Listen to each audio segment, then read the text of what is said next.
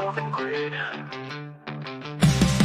Sun's calling from the grid, it's time to fight. Alpha 5 is freaking out, aye tonight. The Theta Ranger, cosmic power in his hand, analyzing movies while defending the land. He's the geeky hero with the brain so strong, breaking down the lore while he's morphing along. From sci-fi to comics, he theorizes it all, but when monsters attack, he answers the call. From the Morphin Grid, all power cosmic flows, the sword is rising up and Golden's going toe-to-toe. Sworder's watching through the glow, guiding him to fight. Welcome to the Morphin Grid, where Rangers shine so bright. Where Theta's scheming, making monsters grow, but Theta's got his intellect, he's stealing the show. With his Thetazord stomping 20 stories tall, no putty patrol or sorcery can make him fall. He dissects tropes with his mighty mind, a warrior for nerds, one of a kind. But when the grid's in peril, he steps away, from analyzing trilogies to saving the day. Through the Morphin Grid, the power surges high. Theta Ranger takes a stand, no monster will get by. Alpha stops Theta, hurry up, the Earth's under attack. Welcome to the Morphin Grid, there's no turning back. Sends his beast, Golder leads the charge, but Theta's bladed and wits leave him fully discharged. Cosmic energy flows from his morphin coin, when chaos erupts, the Theta Ranger joins. The viewing globe reveals a city in flames, monsters growing bigger, but it's all the same. The sword comes alive and the battle is won. Theta Ranger's legacy has only just begun. To the Morphin Grid, a power cosmic flows, the sword is rising up and Golder's going toe-to-toe. Sworder's watching through the glow, guiding him to fight. Welcome to the Morphin Grid, where Rangers shine so bright. Now the grid's at peace for now, it seems. Theta Ranger scheming nerdy dreams, analyzing films, comic shows on the side, but he's always ready for the next grid ride. Welcome to the Morphin Grid. Welcome to the Morphin Grid. Theta Ranger, welcome home. Now the grid's at peace for now, it seems. Theta Ranger scheming nerdy dreams, analyzing films, comic shows on the side, but he's always ready for the next grid ride. Welcome to the Morphin Grid. Welcome to the Morphin Grid. Theta Ranger, welcome home.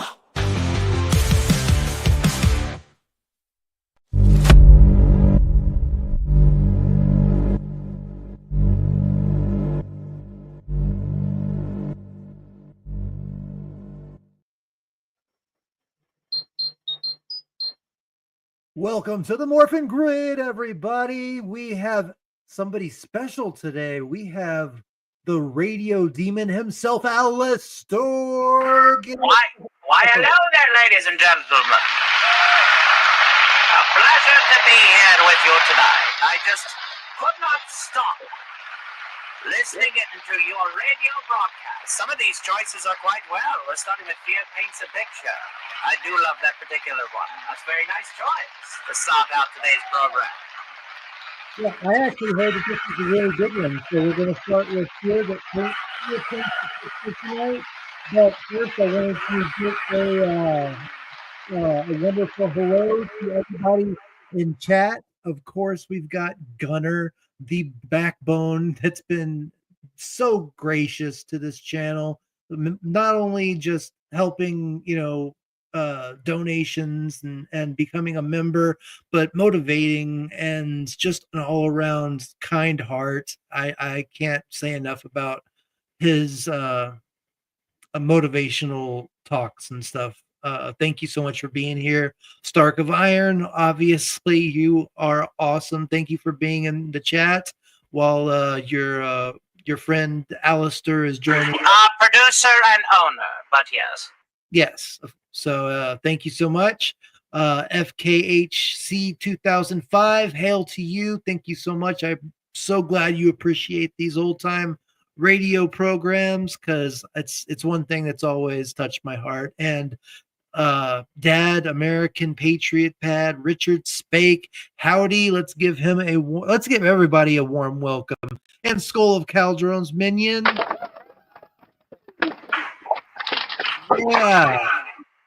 So Your applause is coming in a little unclear. Allow me to assist. okay. Yeah, I've been having trouble with that aspect of it. As I was telling, Would you like to have me assist with the ambiance tonight, and then we can discuss sound engineering post? Yes, I would definitely. Magnificent. Carry on. Perfect. That's perfect. Yeah, if you could take care of that, then yeah, we're all golden. Thank you so much, Canadian Spider-Man, for being here. I know you postponed your stream earlier for a little bit to be here. Thank you so much. I'm glad you you're here to check this out, what we do here. Yeah, it's just amazing to have all of y'all here. We're just gonna have a great time tonight, and like Tony always says, from the bottom of my heart or the heart of my bottom.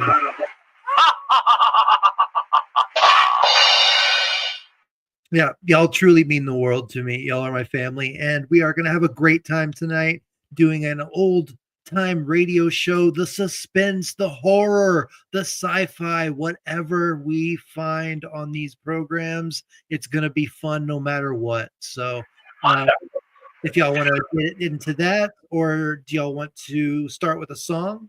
I can start with the song if you want. Whatever you would like, this is your radio program. But for each and everyone out there that is currently using their telephonic device or something similar, please find yourself a radio to broadcast these tunes from.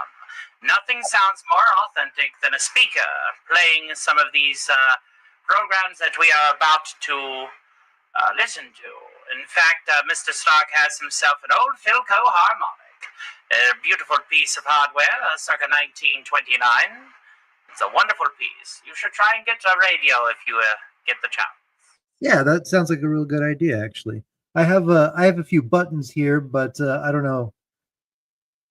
Is that a little too echoey, or does that sound? I hear nothing quite, actually. But then again, I am broadcasting between a range of 700 and 3100 hertz. Oh, okay. All right. I'm just going to use it like this then, and see if my voice doesn't sound all right, regardless. Carry on. All right.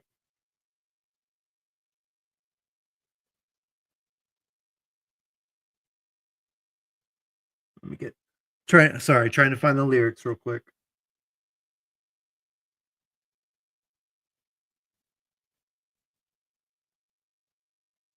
All right. Oh, the weather outside is frightful, but the fire is so delightful. And since we've no place to go, let it snow, let it snow, let it snow. It doesn't show signs of stopping, and I've brought me some corn for the popping. The lights are turned way down low. Let it snow, let it snow, let it snow. When we finally kiss goodnight, how I hate going out in the storm. But if you really hold me tight, all the way home I'll be warm. The fire is slowly dying, and dear, we're still goodbying. But as long as you love me so, let it snow, let it snow, let it snow. But if you really hold me tight, sorry. But if you really hold me tight, all the way home you'll be warm. The fire, this is the wrong fucking lyrics. But if you really hold me tight, all the way home I'll be warm. The fire is slowly dying, and dear, we're still goodbying. But as long as you love me so, let it snow, let it snow, let it snow, let it snow, let it snow. Magnificent. Well done, sir. Remember to ease into it, my good friend. Ease into it. Yeah. Ease into it. This is You're doing great. Yeah, thank you. This is the first time that I sung in a week, so I mean, like on stream. So anyway, You're good. Listen, everybody should always rehearse. This is another bit of professional advice that we can give you. Yeah. Rehearse, listen to yourself, and make sure that you have a basis of comparative analysis. So that way, if you do stumble, you can save it. Yeah. Often, whenever Mr. Stark has a few extra to drink, what happens is he'll end up having to rely on the old-fashioned save the song method. Yeah. See, I'm getting to that point, and that's what we've talked about before. I'm one of those people like you, like Stark is, where I try to perfect a lot of things at once instead of working on one thing and just drilling into it. I go from thing to thing to thing. So like I have a lot of things on the plate, but none of them are perfected yet or even close. So I need to get to the point where I have a number that I can fall back on and do that. But thank you for listening, and I hope you all are having a wonderful Christmas, and it's a magical season. And even though ALASTOR is a radio demon, I hope that you're having the best Christmas time ever. Lost souls roasting on an open fire. Their screams coming every year. Innocents who signed away their lives, they now will cower all in fear. Wait! I got a super chat or a mega chat from, I don't know if you want me to say your name, but Thetazord Powers Activate, $6. Thank you so much. I appreciate it. Magnificent. Well done. Yeah. Thank you. That means so much to any little bit is more than you could ever imagine right now. And it means the world to have your support and to be sent that. That is awesome. So I don't have a suit of armor to get into, but I can throw my Thunder Theta strike at one of Zed's monsters. So here we go.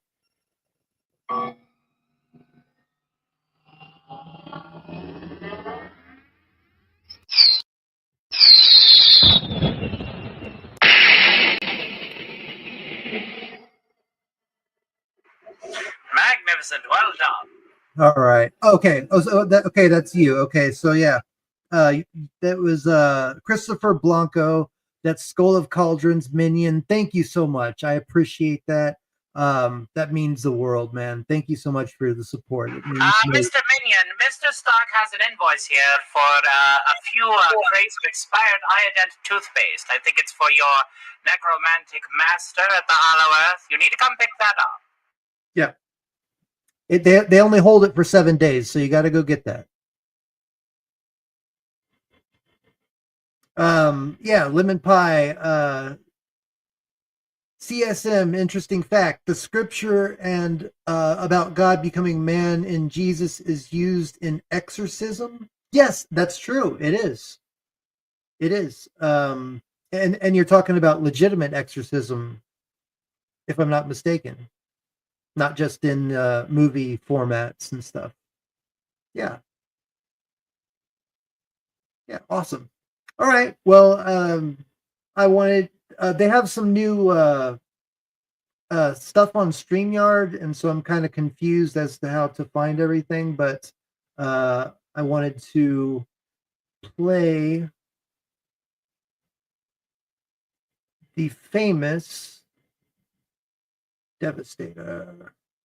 Actually, let's do everybody that's here tonight. This is for you.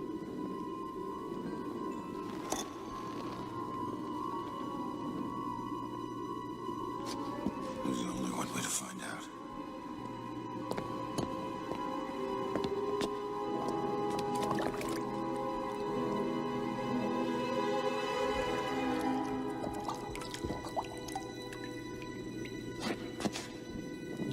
chosen wisely. You have chosen wisely to be here tonight. Thank you so much. Magnificent. Thank you, each and every one of you. Yeah. Thank you for tuning in. I We appreciate appreciate that. And make sure that you don't touch that dial because, quite frankly, the dial has been possessed to keep you right here at this station. You don't want to mess with ALASTOR. He can do so many things that you don't even want to know without you even knowing it. You're going to be brushing your teeth tonight, and you're gonna hit the back of your throat, something if you don't stick around. So you better watch out. Better not cry, because ALASTOR is going to tell you why. Better not watch. You better not cry. You better behave. I'm telling you why. ALASTOR is torturing your soul. That's exactly right. You're All all right. on my list, and I'll do it twice. I'm the kind of person who is not even nice. Oh, ALASTOR is torturing your soul. and he's going to make you enjoy it too. That's the thing, is that he We tortures have you. such sights to show you. Yeah, he's worse than Pinhead. He makes you enjoy the torture, so you just don't even want to get there. But anyway, do y'all want to start this this first one? Fear Paints the Picture. Let us go ahead and commence our broadcast day. Let's do it. And thank you so much for being here. And here we go. Let's get scared. Roma Wine Company of Can y'all hear Fresno, this? California presents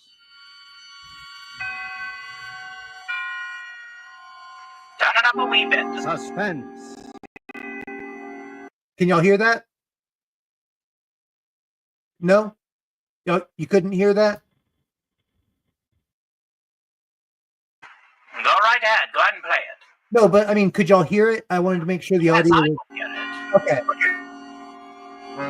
Tonight, Roma Wines bring you the suspenseful play called Fear Paints a Picture, starring Miss Lana Turner. Suspense is presented Lana for your Turner. enjoyment by Roma Wines. That's ROMA. Oh, What did you do? I pulled a Thetazord. That's all. Well, bring it back up, silly. Let us realign that station signal. We are locked Yes, in. right now a glassful would be very All right, pleasant, there we go. as Roma Wines bring you a remarkable tale of suspense. And with Fear Paints a Picture, and with the performance of Hollywood's most glamorous young star, Miss Lana Turner, Roma Wines hope indeed to keep you in suspense. And I wanted to say thank you, American Patriot Richard Spake, member for 1 month. Love you, son. You be you, always be true to you. Thank you so much. And I will take that, and I will take it to the bank for sure. Cheers, Richard Spake.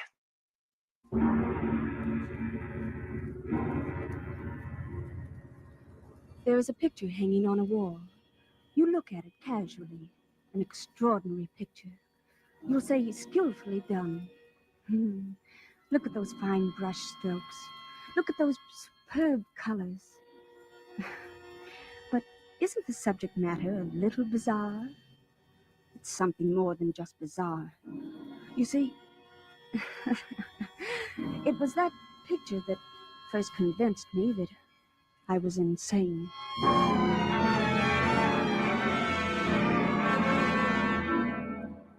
That's a good Let me opener. begin from the beginning. In his last will and testament, my father made me heir to all his considerable fortune, except that, well, here, you read the will. I, Benjamin Powell, hereby request that after my death, my daughter Julia live in my old San Francisco house with Mr. Harvey Lyons, my lifelong friend, until her 23rd birthday, at which date all my worldly belongings will come into her possession, provided that nothing untoward happens to her by that time.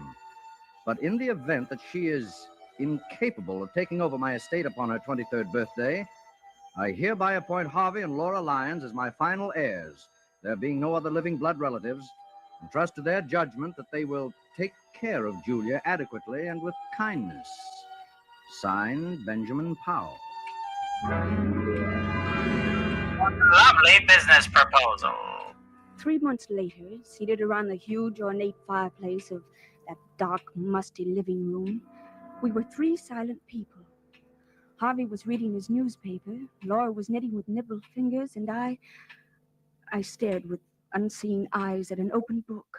You're not reading, Julia. I'm not concentrating. Are you feeling all right, dear? I'm illiterate. Yes, I'm all right. Yeah, you do look a little tired, Julia. Perhaps you'd better get some rest. I'm not tired, Harvey. Baby, it's cold I've been outside. wanting to ask In you. a week, Julia will be 23. Isn't that wonderful, Harvey? Next Tuesday is her birthday. Why, and I yes, think... we'll have a party. I'll get old Tom and his fiddle, and we'll have a real old-fashioned party. Harvey, what did Father mean by the will? Will? Perhaps you'd better go to bed. You look a little pale, Julia. The will said that I might not be able to take over the estate by my 23rd birthday. What does it mean? I don't remember that. I didn't read the will very carefully. Oh, yes, you did, Harvey. You know what I'm talking about. Perhaps we'd better discuss it in the morning. You're tired. It's no use, Laura. I've got to know. No, you're a very high-strung girl, Julia, and I'd rather not upset you before bedtime. Upset? It's a shame Valium hasn't been You invented sort yet. of get moody very often. Now, Julia. Harvey. Laura. No, but they I'm had not morphine, going to bed I'm until sure. I find out what all this means. But of course. I've got to find out. You don't like your room, do you? No, I don't. It's big. The wallpaper. I don't like the pictures on the wall. There's nothing wrong with a big room. Everyone prefers a large room. Everyone likes pictures on the wall. Well, maybe it's the kind of pictures. Yes, it's the pictures. They rub me the wrong way. You see, your feelings about things are different. Different from the feelings of normal people. Oh, Normal people. I can't stand this torturous way of telling her. There's no such thing as normal, I Her mother agree. died Give in it an to him. asylum. She went mad after her 23rd year. It's been in the family for generations. I never saw my mother. I We thought... didn't want Yes, to she do does this. have I many wish we suitors, hadn't. Lemon Pie. But you That is forced true. us. You mean Make I'm suitors not great okay. again. insane? well, you see, any one of Hey, us can become Osaka-chan insane. doll, thank you for stopping There's by. nothing wrong with me. I'm perfectly all right. I'm as sane as anyone. Being high-strung doesn't make me mad. I don't like it here. It I makes don't me like this crazy. house. But being mad makes you high-strung. Of course you are, Julia. There's nothing the matter with you. You'll be all right. Your father wasn't sure, That's all. not what makes me You're mad. It's this sane as strange any jacket one of that us. makes me Come mad. along. I'll take you to your room. We'll have a I've cup of never tea met a together. straighter jacket on a more mad person.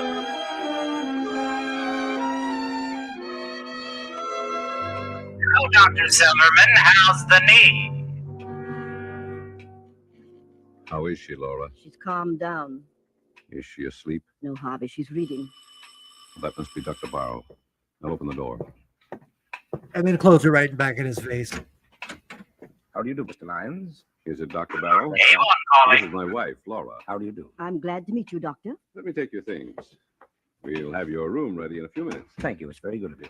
Here, sit down, sit down. Make yourself comfortable. Well, thank you. I will. Well, how's Julia? Oh, she's been very moody lately, very moody. Hmm? And high-strung and mad, too. Yeah. Well, that's nothing. All of us talk to ourselves once in a while. I don't know, Doctor. I don't think she's very stable. Mr. Powell described Julia's case to me just before he died. I had occasion to observe her just once. You knew Mr. Powell well? Oh, yes. For quite a number of years, I treated his wife. Poor Mrs. Powell. I treated her like shit, She went but mad. I treated her. And now poor Julia. I wouldn't make that comparison, Mr. Lyons. That make him a So shitty far, there's doctor no for the shitty basis for this treatment? theory. Well, then, I think he's a Julia proctologist. has strong dislikes. Took a hate to the pictures in her room. Oh, pictures, eh? Oh, the I'd vapor. like to go up and see her. Medea. She's not asleep. Well, I guess it's all right. She's not asleep yet. Her room's the second from the right, as you reach the top of the stairs. Thank you. I'll just stop in for a few minutes. Come in. Hello, Julia. You remember Put me, that don't you? thing away. This is a kid's show. No, not exactly. I guess maybe I've seen your face. I don't know. I'm Dr. Barrow, a friend of your father's. I treated your mother. My mother? Now, don't be alarmed. I'm staying with your guardians for a few weeks. I'm sure you're going to be all right. Do you mind if I come in for a few minutes? My mother? No. I have a mother? No, I guess not. Well, I've never heard of a mother coming back from getting smokes at the gas station. It's too big. Exactly. It makes me lonely. Oh, nonsense. You're just imaginative. You think someone might be hiding in here while you're asleep, don't you now, huh? It isn't that. Don't you like that picture, Julia? What picture? The one you... The one that you flick your bean to, my dear. Another pleasant picture. It gives me nightmares. Look at it. That frightful-looking man about to come through the doorway, and the unsuspecting girl sitting in a chair with her back towards him. He's not frightful looking at all. It's just a black scarf around his neck. He's about to kill her. You certainly have a vivid imagination. I'm sure the artist had no such idea in mind. That picture has a horrible fascination for me. I just can't take my eyes away from it. Why, last night I dreamed that the man in the picture came through the door with a knife in his hands and killed the girl. Oh, it was an awful dream. It was only a dream. But if I take that painting off the wall, Julia, you'll find other things to be afraid of, dear. You'll find other things to flick your bean to. fears, or they'll conquer you, Julia. Now, you do as I say. Forget about this picture. Get a good night's sleep. There's nothing like a good night's sleep to lift the spirits. If the picture fascinates you, well, keep on looking at it, but don't be afraid. Or having a few extra spirits to help you sleep, am I right? Trigger! Yes, Dr. Barrow, if you say so. Ah, that's fine. I'll see you in the morning. Good I night, swear, Julia. Lemon Pie, we are Good going to night. bring back the word suitor. We're going to do it together.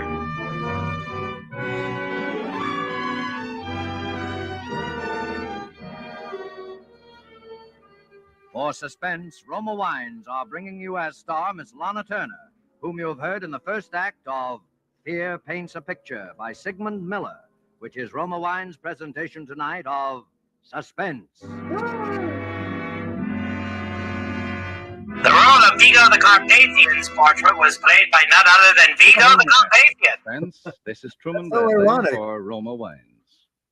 Elsa Maxwell is recognized internationally as an authority on gracious living. The other day, she said this about wine and wartime food rationing. Listen. Give me some. I find that people who know one simple secret of delicious meals aren't bothered much by food rationing. That secret is to enjoy good Roma wine with food. For instance, Agreed. I recently had dinner where the main dish was kidney bean casserole. And to give this simple food a delightful party flavor, my hostess served cool Roma California Burgundy. Everyone remarked about its wonderful bouquet and aroma, and about the way that good Roma Burgundy added enjoyment to our plain meal. Such added enjoyment is one of the reasons why more and more people serve delightful Roma wine. That's a grand suggestion. I prefer a good vintage Merlot, but Roma to each California their Burgundy taste. with your dinner tomorrow night. Yeah, but you You'll haven't had it enjoy with a its tart good piquancy, its Lipton fruity, ice, robust taste. Lipton cigarette. The happy result of selecting A luscious wine Lipton grapes cigarette? from Oh, do California's spill choicest the vineyards, tea.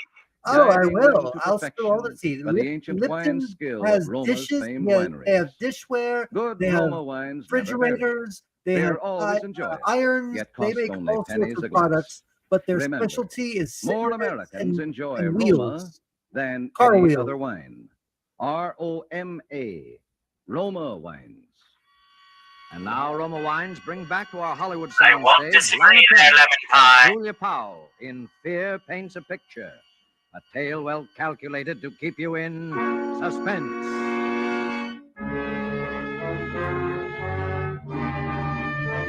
You love me a good radio program, Patriot Dad. I just have to say real quick, the inside joke to that Lipton is that the first show we did, every story that we listened to, Lipton had a different product. It wasn't just tea. They sold Sheets, toasters, Yeah. transmissions. exactly anything your mind could come up with. Lipton had their hands in it, their little grubby fingers in that tea, in that little product. So yeah, that's the inside joke to that. Lovely. About midnight in my room, the large room with its many pictures, I was dreaming. dreaming again of the man in the picture. And the figure with the flowing black scarf was alive. And his hands grew longer and longer. And there were footsteps. Footsteps over my head. And then I was awake. Wide awake, with my eyes staring at it. And on the wall,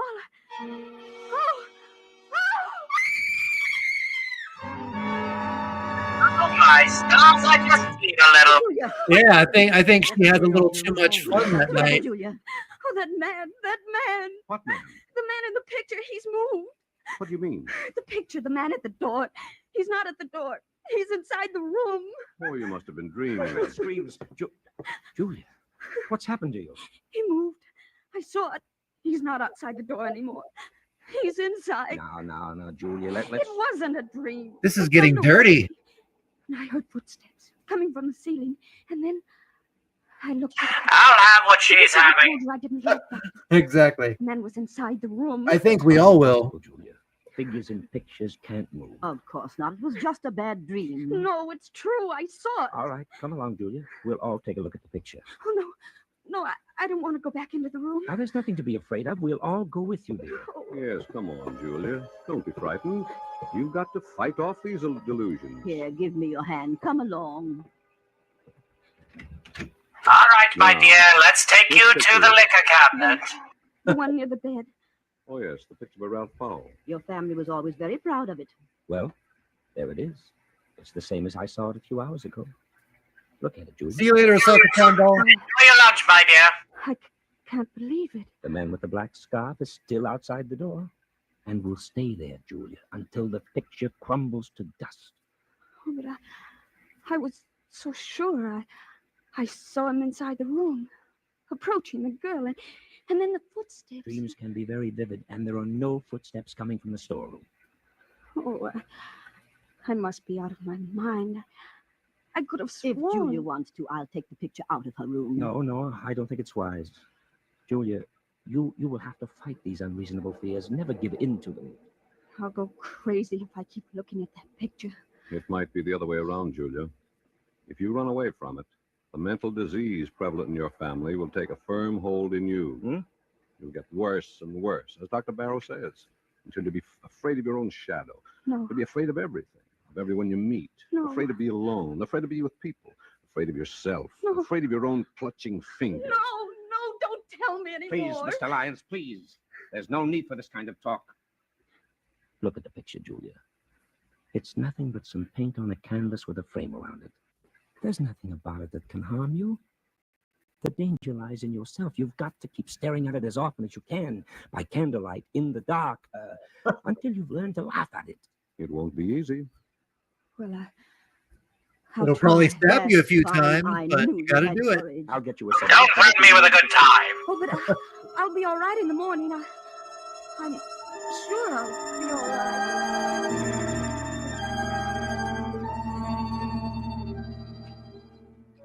And I was all right for a few days. The figure in the picture remained motionless, and I heard no more footsteps until one evening. Well, Julia, it's 11 o'clock, and you know what Dr. Barrow says. I'm not at all sleepy, Laura. It's time to go ahead and clean that bee. You see, I'm in the middle of a fascinating story. Nothing wrong, Julia. Is it that time of the night already? No, of course not. Everything's fine, Laura. You're afraid to go to sleep, aren't you, Julia, dear? No, it isn't that. Is that picture bothering you again? Oh, yes. Last night, I heard footsteps again. The sound woke me, and the figure in the picture, it moved. It moved closer to the girl. Oh, how terrible. We thought you were over it. Well, I took some sleeping tablets, and I fell asleep again. Oh, so she does have In the value. morning, well, Lovely. same as ever. I see. She just wasn't taking enough of them. Do you think This brand of Valium was brought to you by the fine folks at Lipton. Lipton, I was going to say the same. Lipton, yeah. Tell me the truth. I must know. Well, you're just nervous and high-strung, and you have a vivid imagination, and that's all. Oh, you're trying to soothe me. Why didn't you tell the doctor that you thought the picture moved again? Well, I was ashamed. You shouldn't be ashamed. Dr. Barrow is here to help you get well, and I'm sure that... Hello, Laura. Well, I've arranged to have old Tom and his fiddle here tomorrow night for Julia's birthday. And I've invited the Grovers, and they'll be delighted to come. That is, Julia's. And the birthday clown, the fella in the painting. She's afraid to go to sleep. Oh, please, Laura. It's the picture again, isn't it? Yes, Doctor. It moved again. At least I thought it moved. Oh, but I went back to sleep. Well, that's an improvement. You didn't get hysterical and try to run away like the last time. Come, Julia. I'll go with you to your room. Perhaps Laura can sleep in my room tonight. Oh, just tonight. You see, I'll feel a lot more comfortable. And tomorrow night, I'll be able to face it alone much better. Maybe this is the first elf in a that shelf. would be an admission of defeat, you know. But if you... Oh, well, all right. If you think it's best. Good night. Good night, Julia. Keep up your courage. Good night, crazy lady. And remember to change the sheets if you feel naughty. Well, not too good, but it's not hopeless. She has an unstable, imaginative mind subject to delusions which become very real to her. Much like the left. Which is not so bad. We all suffer occasionally from optical illusions. But hearing footsteps coming from the storeroom above her... The storeroom? How did you know there's a storeroom above her? Because that's where we killed that man, remember? Oh, of one of the course. painting? Well, The that one we storeroom hasn't sacrificed to opened yet. Vigo, the Carpathian. I guess there's Exactly. no point in investigating it, is there? No, I don't think so. Those footsteps, like the moving figure in the painting, are all in her mind. Oh, her mother behaved just like that before she went mad, didn't she? Well, there's some similarity in... Say, you haven't been to the storeroom recently, have you? No, I just mentioned to you that it hasn't been opened in years. Oh, yes, so you did. Oh, I just hope that Julia will be all well for her party tomorrow. Well, I had no idea she was having a birthday. How old will she be? She'll be 23. Really? Well, I must remember to get her a gift. Oh, shit. Well, Lemon Pie even guess I'll guessed go to 23 bed. years So old. will I. See you in the morning.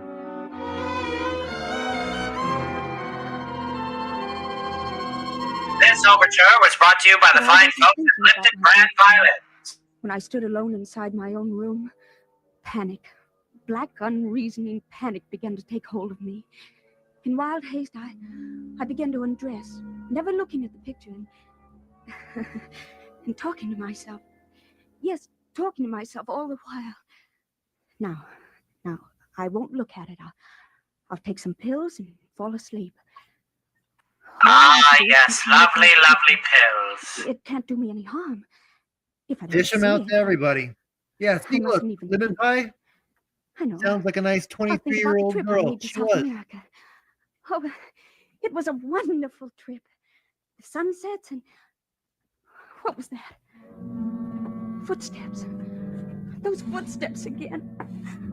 Oh, but I mustn't hear it. I mustn't hear it. It was a wonderful trip. The Blue Caribbean and oh, Rio is a beautiful city. Sugarloaf. Lady, you do realize that other people are living in your home. Do you freak out every time somebody needs to go to the bathroom in the middle of the night? It's just my heart beating. I know. I'll close my eyes. Oh, please let me sleep. I don't want to look at the picture. I won't. I won't know flick my he'll see bean tonight, I promise. He'll be closer to her. You can't resist the urge forever, my dear. Oh, but I mustn't open my eyes. I mustn't. I won't. Oh, but I've got to look at it. Oh, she's getting horny now. And on that moment, we noticed that her britches definitely started getting damp. Yes, yes. The Carpathian stared longly into her eyes from the painting. The girl. Why, it's me. That girl is me. Me, I can't stand it. I can't. Will you marry me? Julia! Oh, you poor dear girl. Oh, well, it's the same thing, Laura, again and again. Leave it to the maid to be a buzzkill. They were having a romantic moment. It was hopeless. Yeah, I how had dare you? And the figure with the black scarf was inside the room, a knife in his hands, very close to the girl. But this time, the girl had turned around, and it was my face. My face. Did you hear any footsteps? Yes, I heard them as soon as I got into the room, but the picture, it's the same. It hasn't changed. Look at it. Yes, the picture doesn't seem to have... What's the matter, Laura? Just draw a little kitty right there by the castle. There, did you hear it? Meow, meow. Footsteps. It's probably a board creaking. Now you go to sleep. I think everything will be all right in the morning. Oh, and you won't leave me. No, Julia. I'll stay here till you fall asleep. Oh, thank you, Laura. Thank you very much.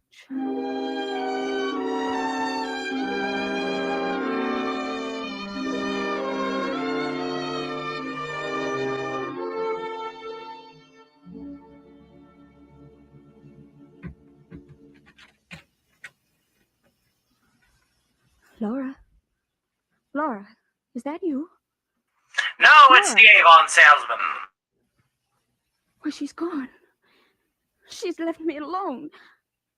But I'm not. You know what to do now. Something woke me. It's the picture. I must look at it again. If he's moved again. Move it.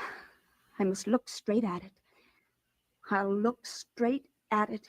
On a castle of skulls and a mountain of pain, I sat on a throne of blood. He stabbed me. I'm the girl. And I've got to get out. Out. I was getting off to myself getting stabbed by another man. Oh. Lady, we have this website for you. It's called DeviantArt. Well, you've Rule come to life. 34. There is In my something room. for everyone. The man in the black scarf. What do you want me to do? No, I won't run away. And I won't scream. What are you asking me? Do I want to spend the rest of my life in an asylum like my mother? No, I don't. I don't. You want me to open the window? Yes, I'll open it. Yes, open the window so I can bring in a different painting each and every night to fuck with you. You say it would be best for everybody if I jump? Oh, that sounds perfect. Yes, it's the only way out. Fly me to the moon. I'll do it. I'll do it now without even thinking it. It will only take a moment. Do a flip! Julia, stop, Julia. Harvey, Laura, what are you doing? We came just in time. I've got her, Harvey. She's safe. I'm Well, sorry. I had You can 5 come out to from behind 10 the that she was camera, going to do a backflip Come into out, the Laura. concrete. How dare you? I don't understand. This radio program is full of Buzz Killingtons. Going around in a I can circle. explain everything. I was merely observing, Julia. The procedure was a little unusual, I'll admit. I'll do the explaining, Dr. Barrow. No, wait. I'll do the explaining real quick because I just got a super chat. And this is for you again, Christopher Blanco, Skull of Calderon's minion. Shut up and take my money. Shut up and take my money. Just kidding. Just kidding. Don't. I'm enjoying the stream. So I had that perfect for you, man. Like I had that just ready to go for you. Thank you. Do you want to just listen to the radio program raw, or do you like our commentary? No. He was just saying it as a Futurama reference, I think, and I just happened to have that on cue. Yeah. Right on. Yeah, he didn't even realize that I had it right on cue. But yeah, that's for you. Shut up and take my money. All right, we'll finish this out and then we'll get to another one. You tried to drive Julia crazy. He tried to drive me crazy. That's right. He tried to do it with the picture. You're all making a serious mistake. A mistake. Look at the picture. The figure is inside the room stabbing the girl. No, it wasn't your imagination, Julia. He painted several pictures, each one of them the figure closer to the girl. He used the storeroom upstairs. That's why you heard footsteps. I got suspicious when I found a black scarf in his room. And when I looked at the picture a little while ago, it was full of dust. I had dusted it off myself a few hours just before. Yes, and Dr. Barrow Now seemed to know she's there was a story definitely about taking it. the I Ritalin. couldn't understand how he knew that. Because this old house of your father's has been closed for years. Oh, but why? Why should he want to drive me crazy? Because he's not Dr. Barrow. What? He's Ralph Powell, your cousin, who disappeared many years ago. Oh, God. People thought he was dead. He painted the picture originally, so it was easy. She was flicking her beans to her cousin the whole time. Then contest the will. Well, they are Carpathians after all. I swear I didn't. I just wanted to frighten her. Cousin loving. I almost jumped out of the window. I might have been dead. Right I now. would have jumped too if I was caught being incestual. Don't think about it, Judy. That's a It's good all point. over That's a now. real good point. You're all right. You mean I'm not insane? No, you're still insane. You're just gullible I too. almost forgot. Why, it's Thursday. I still want to see that Happy backflip. birthday, Julia. How does it feel to be 23 years old? It feels. What a wonderful way to celebrate a birthday. I should take notes. Usually I just play a little song on the piano for people's birthdays. From now on, this is the new tradition. Oh yeah. The birthday person with a series of paintings to make sure that they try and commit And so well, Clovis some here paints a picture in which Roma wine. That was awesome. That was a perfect way to end it too. Like, so I'm not insane. No, you're really insane. You're just also very gullible too, to be able to get, to get your cousin to make you feel like you're going crazy, and to flick your bean to him every night. Yeah. And to possibly do a flip into the foyer. Yeah. All right, I actually really enjoyed that one. The reviews on that didn't let me down. That was a pretty good one. I enjoyed that. There was like a hint of supernatural, but it turned out it wasn't. I don't know. I like those kind of twists and stuff back then. Do you want to do a song? Need to look into some Vincent Price mystery theater programs. No, Those are wonderful. Do you want a Vincent Price? Because I've been meaning to do a Vincent Price one again. I did it on the first night, I think. Yes, that would be marvelous. Of course. All right. Let me look for a good one. I've listened to some really good Vincent Price ones.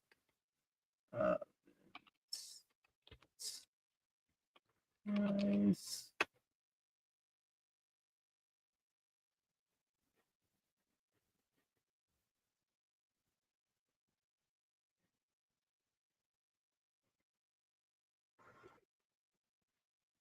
Let's see. No, that's. There it is, the late horror show.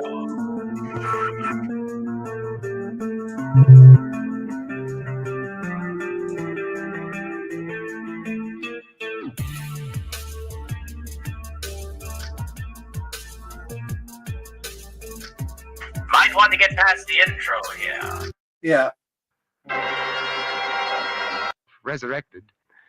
Turned from unbelieving a petty the desk with a scrum.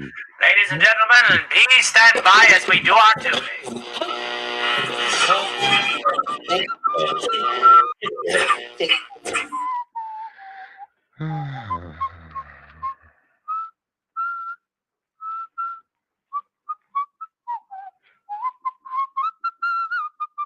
Hello, old man.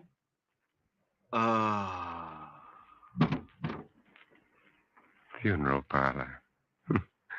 Poor fellow. Must have a bad heart. Let's see.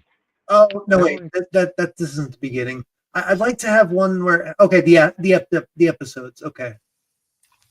And now, I like this one's a good one. Tired of the lovely routine? Ever dream of a life of romantic adventure? Want to Shut it up, out of we a bit life so. of romantic?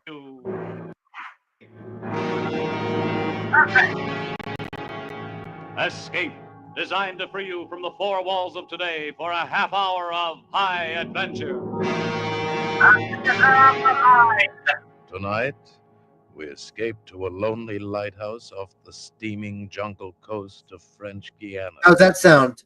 And a nightmare world of terror and violence. As we bring you again, in response to hundreds of requests, 3 Skeleton Key, starring Vincent.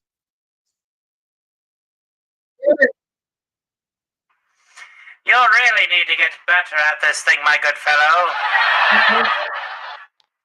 I keep trying to type in chat, and I guess I keep Whoopsie daisy. Yeah.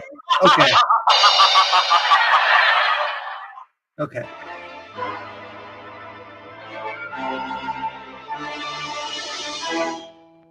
picture this place. A gray tapering cylinder welded by iron rods and concrete to the key itself. A bare black rock, 150 feet long, maybe 40 wide. That's at low tide. At high tide, just the lighthouse, rising 110 feet straight up out of the ocean. And all about it, the churning water, gray-green, scum-dappled, warm as soup, and swarming with gigantic bat-like devilfish, great violet schools of Portuguese man-o'-war, and yes, sharks, the big ones, the 15-footers. And as if this weren't enough, there was a hot, dank, rotten-smelling wind that came at us day and night off the jungle swamps of the mainland. A wind that smelled like death. A wind that had smelled the slow and frightful death that came one night to this bare black rock. Set in the base of the light was a watertight bronze door, and in you went, and up. Yes, up and round, past the tanks of oil and the coils of rope, casks of wicks, racks of lanterns, sacks of spuds and cartons and cans, and up, and up, round and round. Over the light storeroom was the food storeroom, and over the food storeroom was the bunk room where the three of us slept. And over the bunk room was the living and cooking room, and over the living and cooking room was the light. She was a beauty, big steel and bronze baby with the sun gleaming through the glass walls all about, bouncing blinding little beams off the big shining reflectors, Back to the glittering and beam again. refracting through her lenses.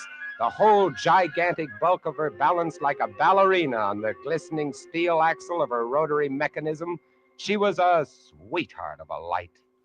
I think Gunner's saying that Alistair needs to come back more often for these. And at night, she'd lie there on the stone deck of the gallery with I would her love for you to revolving also. smoothly and quietly over your head, easing her bright white eye 360 degrees around the horizon. You'd lie there watching to see that the feeders kept working, that everything ran right. And it wouldn't be bad, the other two fellows snoring in their sacks 2 levels down. You'd smoke your pipe to kill the stink of the wind, and it wouldn't be bad. No, because you'd be high as fuck. About those other two. Everybody Louis pick and up your Auguste. pipes and smoke them. What a pair. Louis, he was head man, was a big fellow from the Basque country, black beard, little hard black eyes, and a pair of arms that I tell you, those arms were as big around as my legs. Yes, head man he was, and what word he let go was And what law. head he gave. Silent fellow, and although I spent my first 2 weeks trying to strike up a real conversation, the most I could ever get out of him was... Jean, I took up this profession because I don't like people. They want to talk too much. It's quiet work, light tending. Let's Like keep it that far way. out, man. You're getting to be as bad as Auguste. Easy with the Maybe kush, for once Father you'll send me somebody who That can keep was his mouth Louis. shut. When he accused me of becoming like August, I quieted down, because August was the talkingest man I'd ever met. The talkingest So and Mr. the Stark has ugliest. relatives. He was hunchbacked, stood 4 feet high, had red hair and big blue eyes. It seems he'd been an actor in Paris. Yes, indeed. Played in over 200 different productions, dear boy, at the Grand Guignol. Just But sweet, it I was can't all. monstrous, horrible, the way we used to scare the audiences. I was hated. Yes, they used to throw things and hiss and bare their teeth at me. Finally, it got too bad. I couldn't stand it any longer. I gave up the theater. You My wouldn't survive one night at my comedy show, little man. Little red-headed, blue-eyed man. It all started one morning at 2:30. I was on watch, lying on the cool stone deck, pulling on my pipe, staring out at the blackness, the phosphorescent combers, and the big yellow stars, when out of the corner of my eye, I noticed something show up for a second. It was Something Santa the light Claus. touched, far off. I waited for her to come around again, and when she did, there it was. A three-master, a big one, about a half-mile off, and coming down out of the north-northwest coming straight for us. Oh, and You she must came. understand, She our came light around was where that it was mountain for a when very she good came. reason. Dangerous submerged reefs surrounded us, and ships kept clear.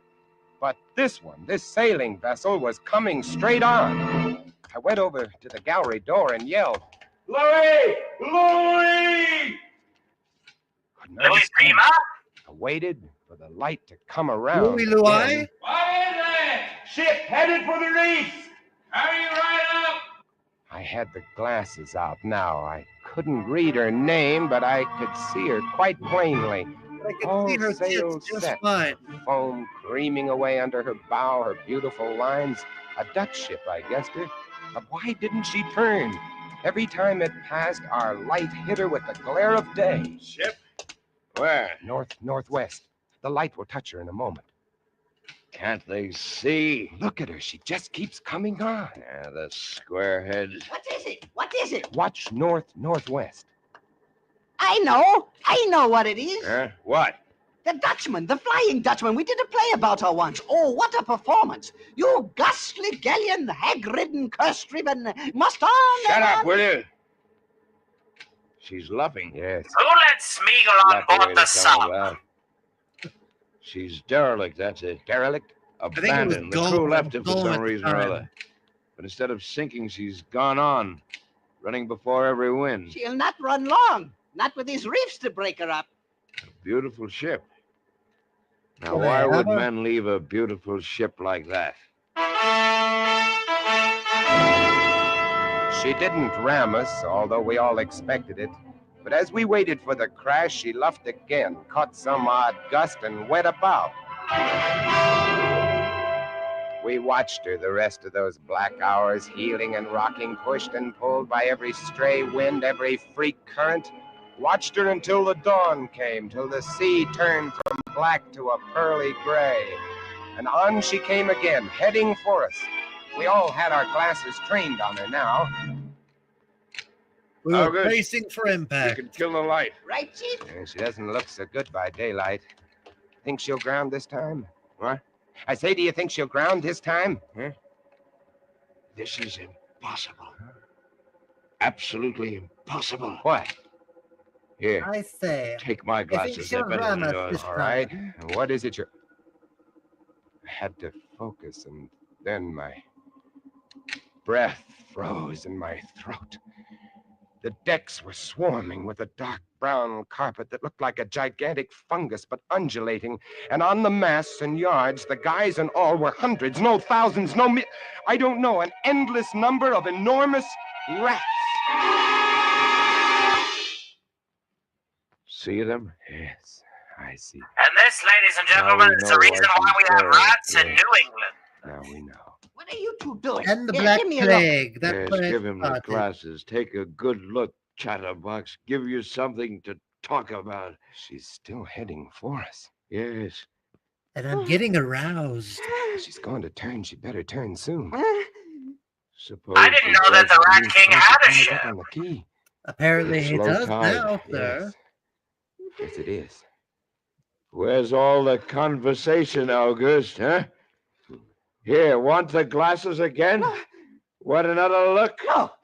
She's still coming on. Go away.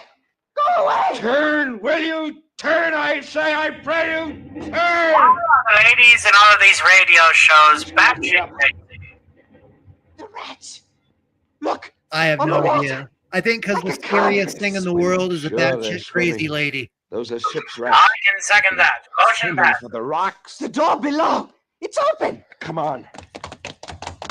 Down we went, racing down the stone stairs, taking them 3 and 4 at a time. Scared? You bet we were scared. August, you get the windows. Maybe they can climb. We don't know. Right, Chief. But hurry.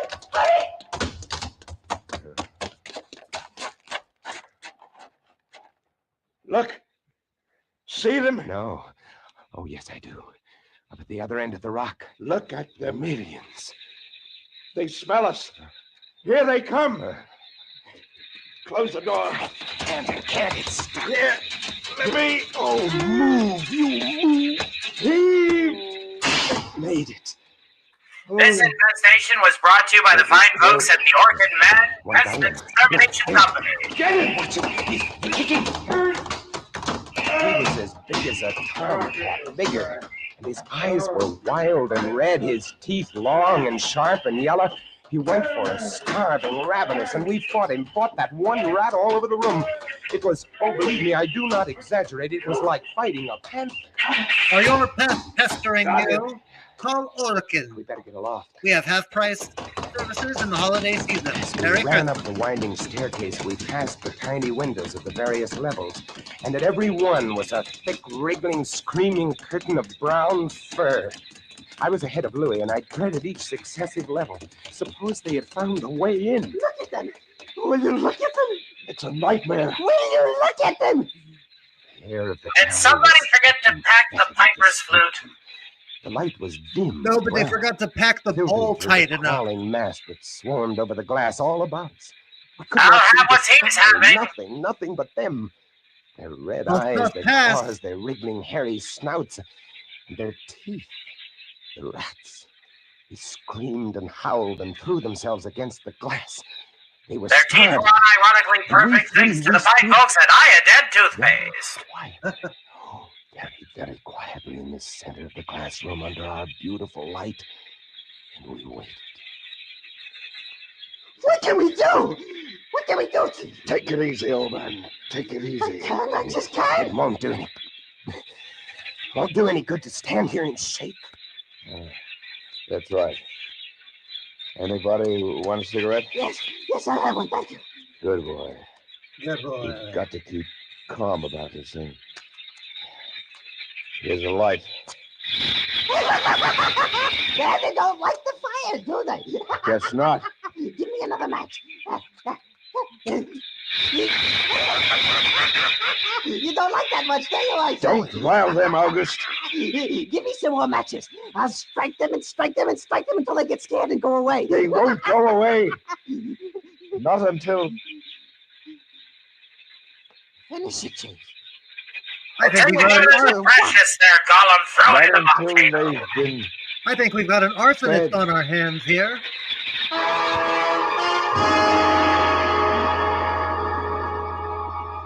You can take just so much horror, and then you get used to it. And they were interesting to watch, you know. They couldn't understand the glass. They could see us and they could rush at us, but that thin, invisible barrier held them off, stopped them. Those dumb From time to time, fucking we caught little a glimpse rats. of the rocks below. More rats down there, The swarming fascination brown that velvet Mr. in the Price bright is giving tropical these things sunlight. is very furry. Then the tide began to rise. If only it had drowned some of them. Ship's rats don't drown. No, sir, you cannot drown one of them. They're all climbing up the tower. But you can light them on fire for sure. Hey, what's the time? 5:45. You've got first watch, John. Right. Wake me at 10. I will. Come along, August. It was getting dark. One side of the room was lit a soft, filtered red. Sunset through the rats. Oh, very pretty. I set the wicks, checked my fuel, and then lit the lamps. It caught them, lit them in their gigantic wriggling web of pale, hairless bellies, twitching red tails, bright eyes. Then I started the rotary motor. The light drove them mad as she swung slowly and smoothly about. She blinded them in the fierce stabbing bar of light, moving continually about, of a turning, of a touching, of a moving around and around, and they twitching and shuddering, eyes flaming when they were struck by the light. The bright light moving, and behind on the dark side of the room, so close, I dared not turn my back, but you cannot help turning your back when you're in a room made of glass. On the dark side of the room, you could not see them, but only their eyes. Thousands of points of blank red light, blinking and twinkling like the stars of hell. Hey, you know about the stars of hell, Alistair.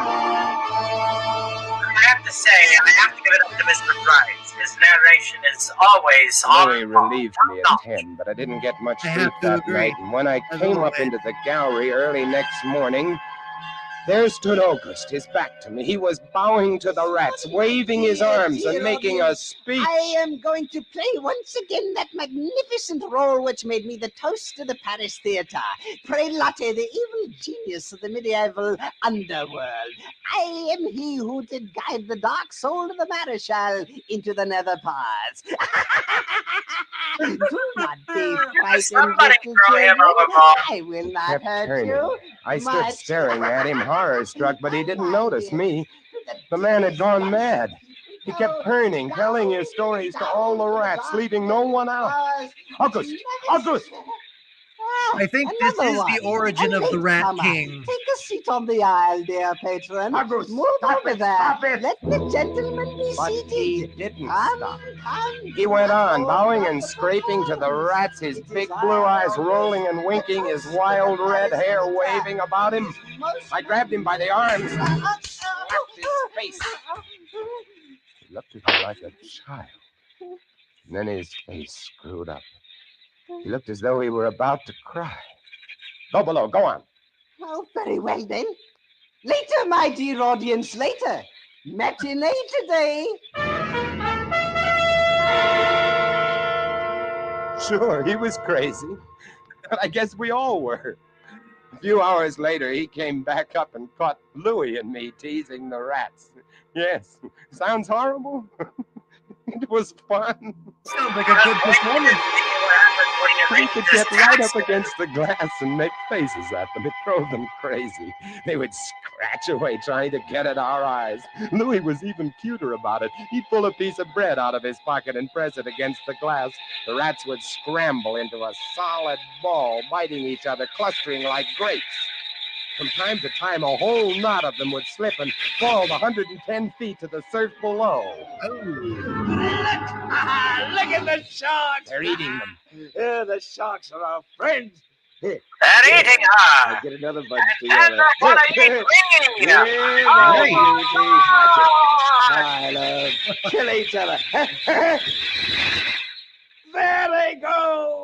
Auguste joined in too. Oh, very ingenious Auguste. He learned that if he spread-eagled himself against the glass, they'd bunch and bundle against his figure. Then he'd leap back. My portrait in rats. There, my little rat bitches. Taste my a sausage. Oh my goodness gracious. It went on all day. I didn't know he was that kind of an actor. I was lying in bed. Told It was you he about was a midnight. parody. I was very tired, and I was just beginning to fall off to sleep when I became conscious of a new sound. Couldn't figure it at first. I got up, lit the lamp, and went to the window. Even as I looked at it, I saw one of the panes begin to sag in. They had eaten the wood away. Louis, come quick! What? What is it? They found a way in. I held the glass with my hand. Now they were all going crazy, and assured of the success of this maneuver, were all nibbling away at the wood. Louis ran below and then returned with a large sheet of tin. We spread it against the window and hammered it into place. I hate it when I get nibbled by the wood. Bodies thudding against the other side as the window gave way. That ought to hold. If it doesn't, we're done for. Rats can't eat tin. No, they can't. What was that? I don't know. It came from below. The storeroom window. They're in. They're swarming up the stairs. Drop the trap. Right. Two of them got in. Let's go after them. We didn't have to go after them. They came at us. I leaped to one side and grabbed a marlin spike, swung, and smashed one in midair. No! I whirled to see Louis with the other. It had ripped his hand open, and the blood was pouring all over the place. He held his hand aloft and kicked at the snarling rat. I stepped and swung and got him. My hand! He got my hand! That's both of them, Louis. I'll get you something to tie that up. Blood! Look at it! My blood! I'm bleeding! Now, don't worry about it, Louis. Here, look. I'll wind this kerchief around it. It'll be okay. Blood! There now, it's not bad, just the flesh. Then I became conscious of another new sound. They were gnawing their way through the wooden trap door. I watched the wood fascinated. Even as I did, it began to give way, and a bristling, whiskery nose showed through. Louis, we've got to go up. Next level was the middle quarters and kitchen. I slammed the trap door there, too. But it, too, was wood. Oh, my blood. What are we going to do? I don't know. We'll be through this one in a moment. The gallery. The trap door in the gallery is metal. Good. Come on. We made it. We lay across the trapdoor, exhausted, while below us the rats took over the entire tower. I could hear them howling and fighting over our food supply, our water, our leather. And all about us, the others screamed and glared in at us, swayed in a tangled mass, hypnotized by the ever-turning light.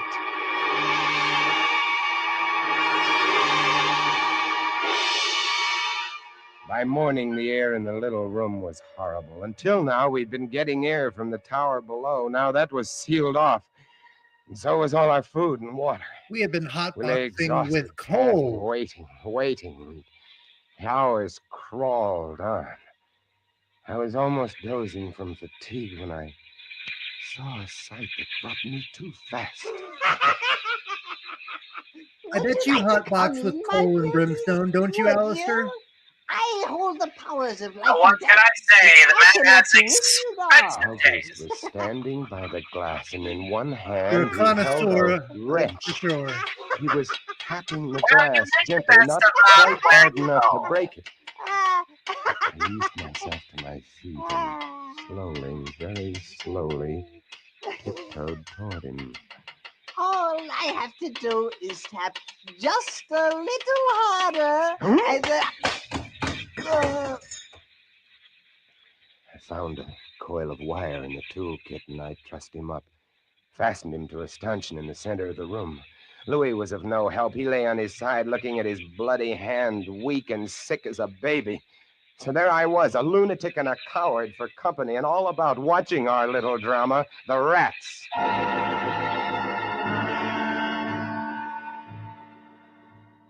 The day dragged by. The supply boat wasn't due for another 12 days. I don't know what they could have done if they had come. We had only one way of summoning them, and that was to shoot off distress rockets, but the rockets were 4 floors below. And even if they'd been right there in the gallery, I couldn't have opened a window to fire them. That night, I tended the light, but its flame was devouring our oxygen. The following day, we lay, thirst-tormented, starving, waiting, and I was the big the following spoon. night, I again tended the light, but the small supply of spare wicking we kept in the gallery had become exhausted, and quite suddenly, about midnight, the light went out. There's nothing I could do. Wicks were stored 3 levels below. Nothing I could do. Nothing. From time to time, I'd strike a match to see the clock. When I did, it lit up the million red eyes about us. All about us. Watching. Waiting. Below, it had grown quiet. They'd cleaned us out, and now they, too, were waiting. All waiting. And then the rats, quite suddenly, were silent. Ooh, I like that suspense. I do love this particular piece. I do too. I love that suspense. That silence. I love that. And then I saw the sky and the stars. The rats were gone. I went to Damn the straight, glass. Joel. Out there on the water, a small freighter, a banana boat, showing a few Hey, lights. Suzanne, thank you for showing up. Softly and innocently. Message me later. I can't message you for some Light was reason out. on X. They But didn't know. I'm glad you're here. I wanted to I open love the you. windows to call out to them, to warn them somehow, but I was afraid. What if the rats were... I do love the face of Scholar Calderon's minion. He's definitely trying to emulate his necromantic lord with the visceral grin of an eternal skull.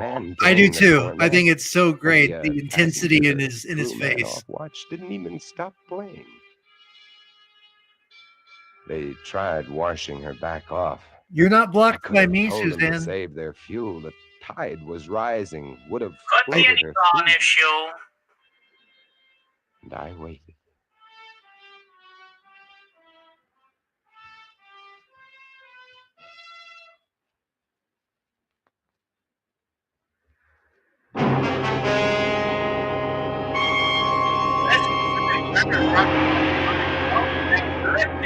Provider of all of your product needs. That's all. That's the story. Including The Valium. sun came up and there wasn't a rat on the whole key. Every last one of that terrible army had left us, gone back to sea on their new ship. Yes, August, please do, insane Suzanne. asylum. He never It recovered. says that I can't message you Louis, because I'm not a verified member they anymore. took him I into couldn't afford Cayenne my where he died of verification. blood poisoning from his bite. Oh, yes. Well, that's the whole of it. And if you'll excuse me now, I must go set my traps. No mouse traps. No rats in this lighthouse, I should say not. Life in the lights isn't bad, but sometimes when I see a strange vessel approaching, I get a little nervous, sure. Somewhere on the seas, there's a little banana boat without a crew. That is, without a human crew.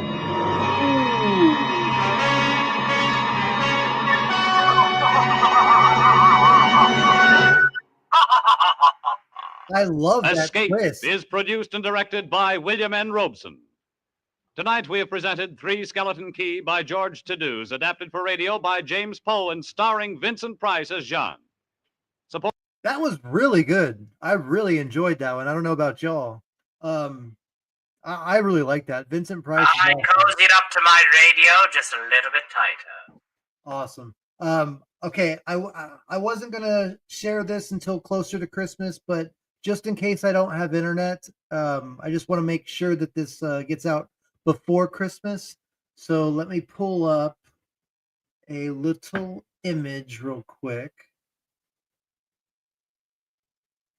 Actually, you know what? I'll just do it like this because, yeah. Okay, hold on.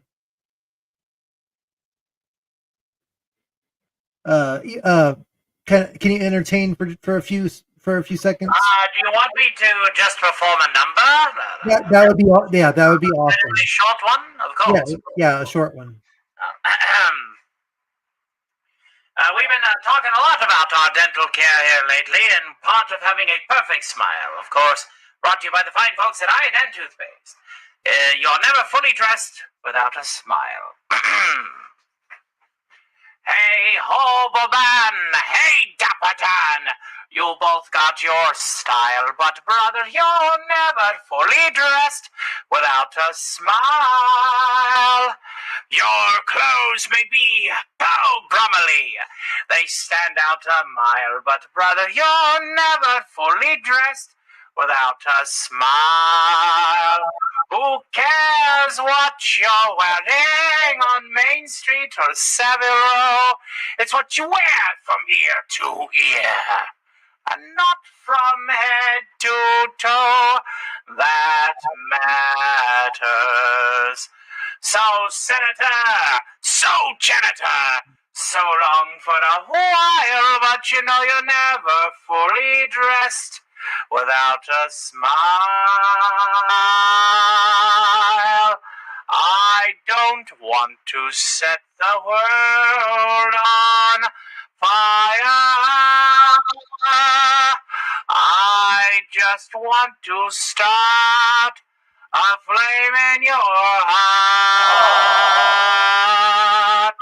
In my heart I have but one desire, and that one is you. No other will do. I've lost all ambition for worldly acclaim. I just want to be the one you love.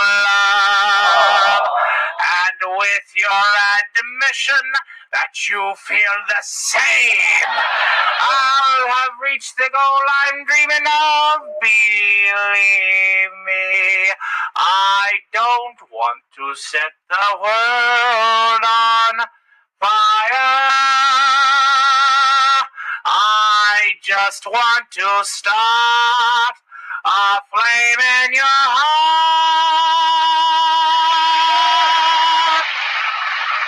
Thank you. Perfect timing. Okay. Let's get this going.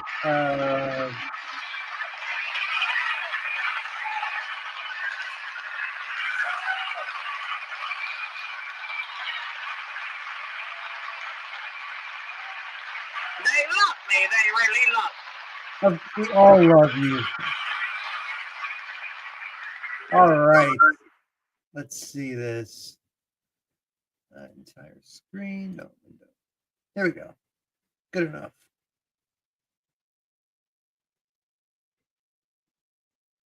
All right. Here we go.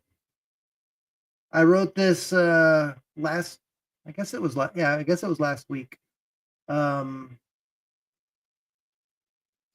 Here we go. All right.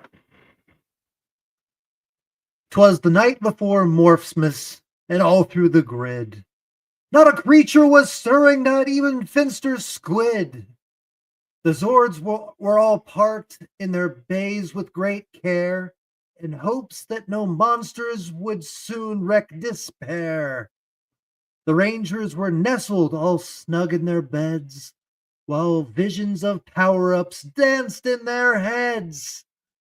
Zordon in his tube, Alpha pacing in dread, kept watch on the planet while the heroes were spread.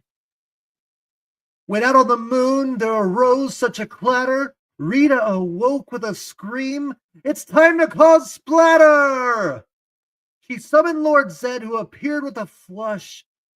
His staff crackled lightning as he plotted some trash. The moonlight reflected Zed's chrome dome as he bellowed, "We'll crush them, they'll never go home." When what his crimson red eyes should appear but Goldar and putties and chaos and steer. With a flick of her wand and a monstrous creation, Rita declared, "Send it to Earth with great devastation." More rapid than Zords, the beast hit the town, and the morphin grid flickered. Its systems were down. "Alpha, we need them," cried Zordon in haste. "Call the Rangers at once, there's no time to waste." To the viewing globe now, it's time to prepare. Summon their power coins, evil's out there. The communicators buzzed, the Rangers took heed. From Angel Grove High, they morphed at great speed. Triceratops, Mastodon, Saber-toothed Tiger, Pterodactyl, Tyrannosaurus, they shouted, their shouts grew higher. To the command center they flew, brave and true, with helmets and spandex and dazzling hues. And then in twinkling, the Zords reared to life, combining as a Megazord to handle the strife. The battle was fierce, but the Rangers stood tall. With their teamwork and courage, they defeated it all. The monster was vanquished, sent back to the void, and Rita's plans, well, they're once again destroyed. Back to the moon, Lord Zed let a roar. "I'll crush them next time, and even the score." But Zordon smiled proudly. The Rangers had won. Another day saved, their work now done. As the Rangers departed, Zordon Zordon exclaimed in delight, "May the power protect you, and all a good night." Merry Morphsmas, Rangers, all of you, thank you so much. I appreciate you being here. May the power protect you. That was a lovely poem. Thank you so much. Merry Morphsmas and Merry Christmas. God bless you all. I appreciate you. I have just been notified that Canadian Spider-Man is on the air, so you can choose what to do here. We are an hour and a half in and approximately 6 minutes. Okay. Would you like to do one more radio program, or do you want to tie me up and go hang over there? I would like to do one more radio program, and then we'll end it there because I want to at least get around 2 hours. Very good. And let's see. I saw a really good one, another good Vincent Price one. So let's.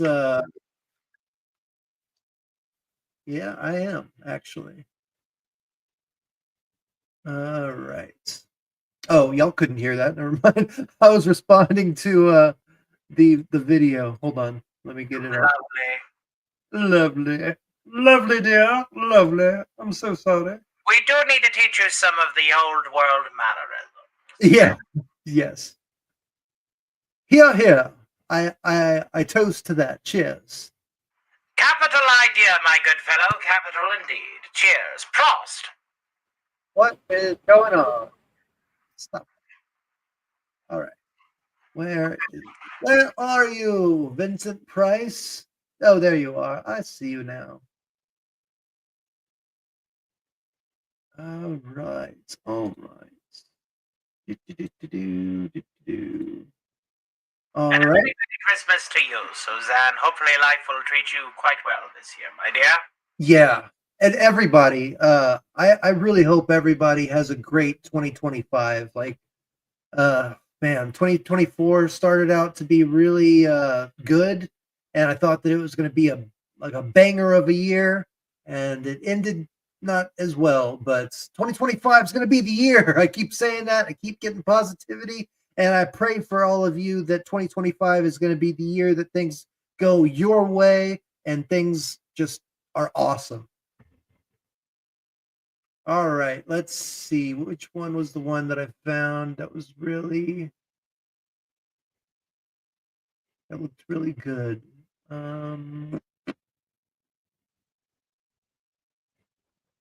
Here it is. The Name of the Beast. Now, Roma Wines, R-O-M-A, made in California for enjoyment throughout the world. Roma Wines present Suspense. Another Roma Wine sponsored program. Tonight, Roma Wines bring you Mr. Vincent Price as star of The Name of the Beast. Do they have Merlot? Produced, edited, and directed for Roma Wines by William Spear. Suspense, radio's outstanding theater of thrills, is presented for your enjoyment by Roma Wines. That's R-O-M-A, Roma Wines. Those excellent California wines that can add so much pleasantness to the way you live, to your happiness and entertaining guests, to your enjoyment of everyday meals. Yes, right now a glassful would be very pleasant, as Roma Wines bring you Vincent Price in a remarkable tale of suspense. News and views in the world of art. Yesterday at the Deauville Galleries, a record-breaking crowd attended one of the most sensational exhibitions of recent years. Masterpiece of the show is a portrait by James Dorrance titled The Name of the Beast. It's a savagely candid work, a face from which violence has shattered the last vestige of humanity. The tragic circumstances of the artist's death are too well known to review here, but at the same time, one cannot help speculating upon the essential mystery surrounding this remarkable canvas. What is the name of the beast? Wonder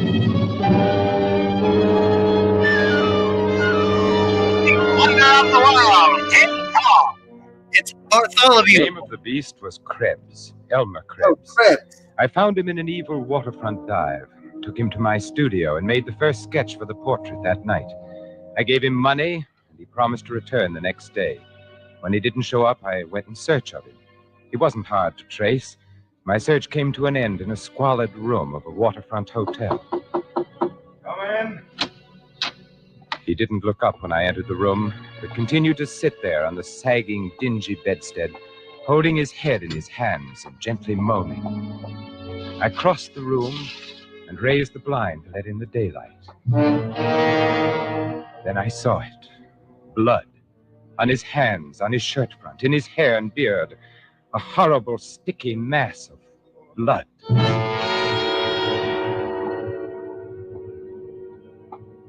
You didn't show up for our appointment today. I'm the painter you met last night, remember? You were going to sit for a portrait. What do you want? You want your money back? Certainly not. I want to finish my painting. I want you to come back to the studio. You must be crazy. Look here, it's very important for me to finish that painting. I'll make it worth your while. Money? I don't need money. Not anymore. Maybe I can help you in some other way. You're in some kind of trouble, that's obvious. What business is that of yours? You better wake up and pull yourself together. We'll have to get rid of those clothes some way or other. Well, I'll think of some way. What happened? I told you it's none of your business.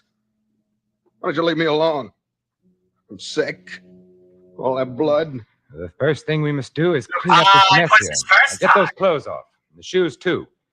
I'll make a parcel out of them and dump them in the river after dark. You'd better shave off that beard, too. They'll be looking for a man with a beard, you know. Who will? Why, the police, of course. Are you taking What notes, makes you so sure of that? I know more about you than you think I do. Of course. You're bluffing. Maybe, maybe not. But you're in no position to take chances. For all you know, I might be a witness. I might have seen you kill. Shut up! Temper. I told you I'm sick. I'm liable to do anything. It wouldn't be smart for you to do anything to me, Elmer. I'm your only hope. You know that, don't you? You lost your head. You were clumsy. To get away with murder, you need a clear head. Look at the mistakes you've made already. Blood all over you. As good as a rope around your neck. Where did you hide the... Again, Christopher Blanco, Skull of Calderon's Minion, sent another $5. Merry Christmas, man. Magnificent. Well done. Can't wait to see what you do next year. You are a legend, man. Thank you so much for your support. God bless you. Merry Christmas. I have this to promise all of you. Next year, I am going to be upping my game. I'm going to make sure that this channel has so much more to offer and entertain with.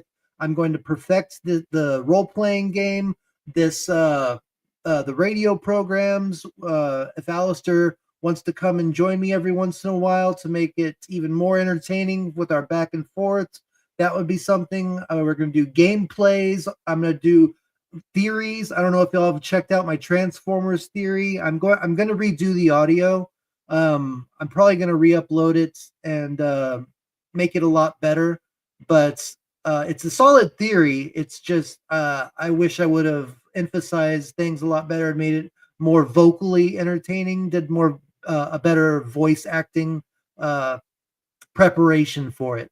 But anyway, go and check out that theory video. It would really help me out to get the watch hours and stuff and video views on that up.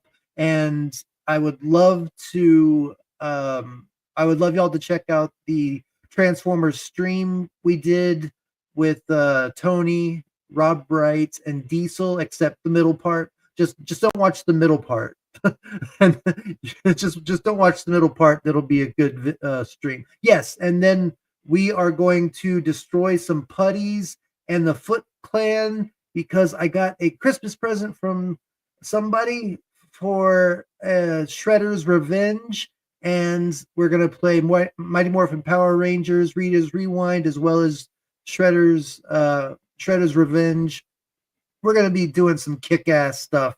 So 2025 is the year that we're going to be doing some amazing stuff on this channel, and I'm going to be getting my voice in check, doing some more songs, writing some more stuff, making some more skits, Dead Franchise Busters, going to be getting I'm going to turn that into a series. So yeah, I have a lot of plans. 2025 has a lot in store.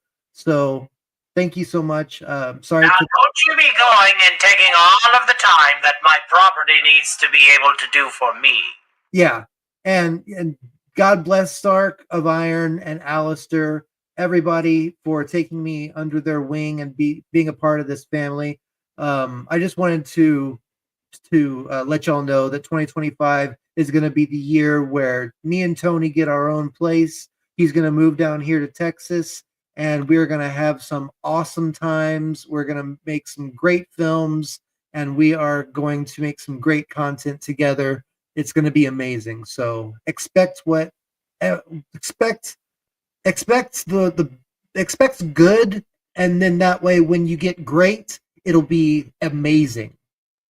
So, and then if Alistair wants to plug anything right now or at the end, let me know. The only thing that Mr. Stark has coming up directly is going to be the 24th of July, the Christmas Eve special. If you have nowhere else to go and need a friend to talk to, we're going to be providing a little bit of that entertainment earlier in the evening, about 3 hours worth of variety matinee of songs, skits, and entertainment. Then the panel will be opened up for anybody that just wants to hang out and talk and greet Christmas with their online family. This offer is extended to everybody who he has met along the way, Xanadumas, Midnight Sedgers, and Valhalla, respectively. There you go. I can't wait. It's going to be an amazing year. Got a lot planned. All right, now let's get back to the suspense. The name of the beast. Loot. So that's what you're after. Then it was robbery. Somewhere close by, too. Couldn't have gone far with all that blood on you without attracting attention. Well? It was in a shop, I imagine. That means they probably won't find the body till Monday What's morning. all this third degree? You with the police? On the contrary, Elmer. I'm going to save you from the police. Huh? I told you. I want to finish painting that portrait of you. It don't make sense. All this just to paint some crazy picture. Ah, but what a Paint me picture, like Elmer. one of your French I've waited girls. 20 years to paint this picture. Everything I've ever painted has been merely the preparation for this. I've worked alone, never exhibited a single canvas. Do you know what it is to work alone? Yeah, I know. Nobody knows your name, but one day, quite suddenly, a masterpiece explodes in the face of a jaded world. Like your murder, Elmer. After a life of petty crime, at last an act of yours really means something. Newspapers will headline it. The whole world will be clamoring to know your name. Exciting, isn't it? Exciting? Like Cheers. That's the way I feel about this portrait. I How must do I- finish the job. Just How as do you I had to know finish- you won't take those clothes to the cops instead of dumping? I'm taking a terrible buddy. chance walking out of here with a bundle of blood-stained clothes as it is. They'd fit me about as well as they fit you. Okay, that's fair enough. By the way, where did it happen? A hawk shop. Number 23, next to the alley. Was it The necessary? old to- man came in, started firing a revolver right off. I don't pack no rod. Wasn't nothing else to do. I grabbed the fire axe off the wall. Oh, my. And I suppose the police have your fingerprints on file? It's him Yeah, to be I done square. those. What did you do with the axe? Just dropped it there. I was sick, all that blood. I suppose you left nice red fingerprints all over the place. I didn't touch nothing. Maybe the windowsill going out. That's the first place they'll look. And you're obviously in no condition to go back What are there you now. trying to do? Buy yourself a nice murder rap? My dear fellow, any intelligent man can get away with murder if he keeps his wits about him. You ought to be very grateful to me, Elmer. Because you're an I'm idiot. going to take your clumsy crime Exactly. and make it into a work of art.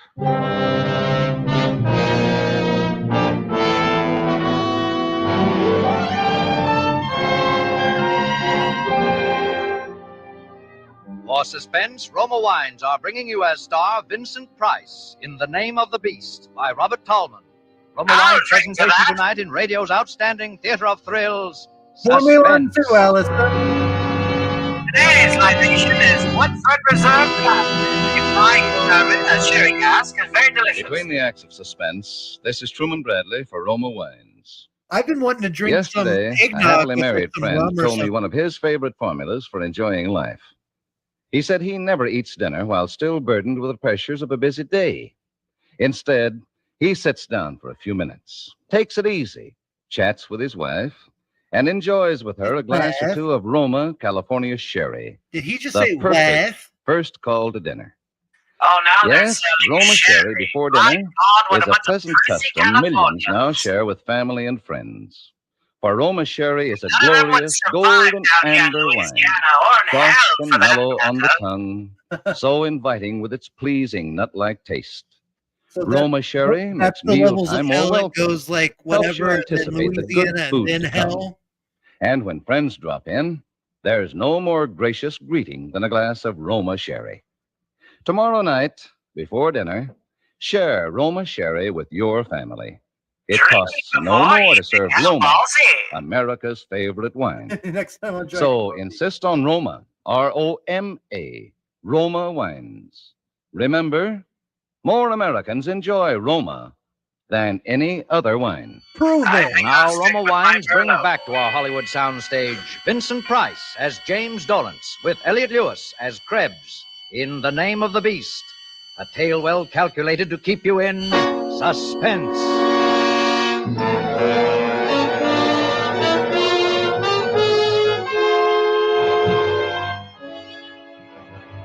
The shoes of the beast were just my size. I wore them when I went on my errand that night. It was fortunate I did. Getting into the place was simple. It was an old-fashioned lock, and the skeleton key to my studio fitted it perfectly. The shop bell jangled when I opened the door. I made my way quickly along the dark rows of counters to the rear of the shop. A pair of dusty portieres provided it from the back room. I pulled them to behind me and snapped on my flashlight. The body, or what was left of it, lay in a heap in the center of the room. The floor, well, it was lucky I hadn't worn my own shoes. There would be tracks out of that place, red tracks.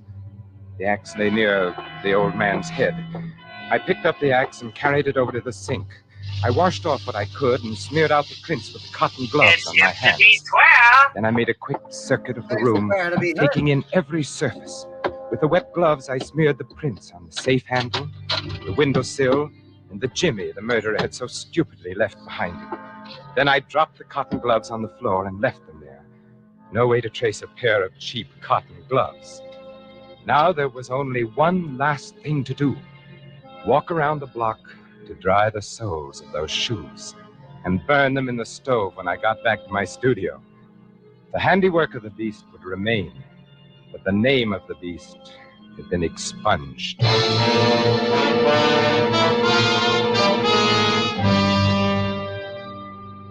But I didn't burn the shoes, nor did I throw that bundle of clothing into the river as I had first planned to do that night. No. This would be an authentic portrait of a murderer in the very blood-stained garments of his crime.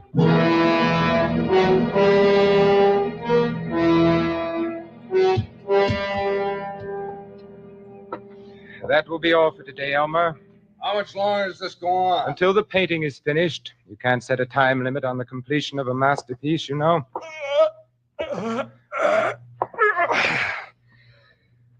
Don't look much like me. You've forgotten. I made the first sketch before you shaved off your beard. I don't like this picture. Did you have to paint in all that blood? My dear fellow, no one in the world would ever recognize you as the man with the beard. I don't like this picture. Stories.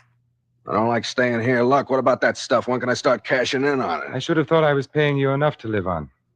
Suppose I want to get married. Well, Not what? in this Oh, economy. good Lord, man. You must even consider it. In the first place, I can't afford to support another person. And Who's in the asking second you place, to support anybody? I got that stuff, haven't I? Well, I'm going to cash it in, that's all. Listen to me, Elmer. If you try to unload as much as one piece of that loot, the police will be on your tail so fast. Oh, no, my friend. That stuff has got to stay where it is for some time to come. You just say that so I'll have to depend on you. So you can paint that lousy picture. Maybe. Oh, by the way, Elmer, I've never said anything about it before. Yeah, you don't take too But you never told me exactly what you did do with the loot. The suitcase, I told you. Yes, I know, in a locker at Grand Central, but where's the... Fancy schmancy like. I don't That's one secret I'm keeping. Well, all right. But you will promise me not to unload those jewels. sounds Not like for a you while. were Keeps asking me, when are we going to get married? What am I going to tell her? Oh, by the way, who is the lucky lady? Jeannie. Her name's Jeannie Baker. Is that the one that got caught in Wait a minute, shovel? though. She don't know anything about me. I think Not it might anything. be. If I ever catch you talking to her, so help me, I'll kill you. Fuck you, guts full of lead. Oh, did Mr. Stocks when he read that transcript twice? You say you're a friend of Elmer's? Only do it Well, the not a first friend line. I wasn't going exactly. to finish it. I'm afraid this will be rather a shock to you. You're very close to Mr. Krebs. Well, we're engaged to be married. What is it? I couldn't do it Is justice he in some kind anyway. of trouble? Are you a detective? Well, not exactly. You see, I represent Moody is the a very insurance hard actor What to insurance investigate. company? state indemnity. Our policyholder doesn't want to prosecute, but at the same time... Prosecute? Well, after all, I could definitely the play the jewels pizza were guy, though. considerable They get value. scared and shit. What jewels? Why, the jewels in the suitcase, in the locker at Grand Central. He did leave the ticket with you, didn't he? Oh, well, yes, but I mean, he didn't tell me that. Well, he did say it was valuable and he didn't want to risk losing the ticket, but how did you know about it? My dear Miss Baker, we insurance investigators have ways of finding out these things. Now then, if you're a sensible young woman, and I can see that you're not only a sensible young woman, but a very beautiful one as well. Mr. Dorrance, what has he done? Well, I don't think he regarded it as a theft exactly, more of a loan in all probability. After all, his aunt was a very old lady, and... You mean he stole this jewelry from his aunt? Well, I wanted to spare you those exact words if I could. Actually, the lady would prefer not to prosecute. But of course, if we can secure the return of the property in no other way... I suppose I'd be arrested, too, as an accessory or something. I must say it was rather thoughtless of him to have involved you in this manner. How do I know you're what you say you are? I have credentials, of course. But I would rather take care of this unofficially, especially since this little talk with you.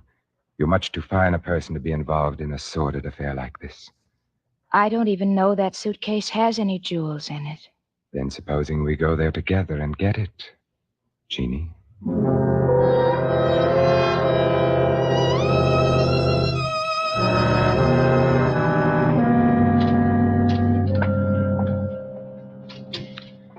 Well, now let's have a look. How are we going to... Well, I think I have a key here. Open wide and say, I bombed your uncle. What? Those must be worth a fortune. Yes, they are, Miss Baker. You understand our They are. concern. Give them to Yes. me now. Close it up. I don't want to look at it anymore. I'd like to have spared you this. You understand, of course, that I wouldn't dream of prosecuting, not now that I've met you. I don't know how to thank you, Mr. Dorrance. This is such a shock to me. How could he? How could he? Drop your bridges and touch your You're not toes. the Case first can innocent tell you where girl the to be wild goose deceived by an goes. unscrupulous fellow like that. How did you happen to become involved with him in the first place? Oh, I was lonely. I have no friends here, and he came into the cafe where I wait. And he was just a complete There idiot. now. And You won't let didn't do anything anything happen that I to me. said. I So, promise yeah, you, that's how we I'll do met. anything to keep you from knowing another moment's unhappiness.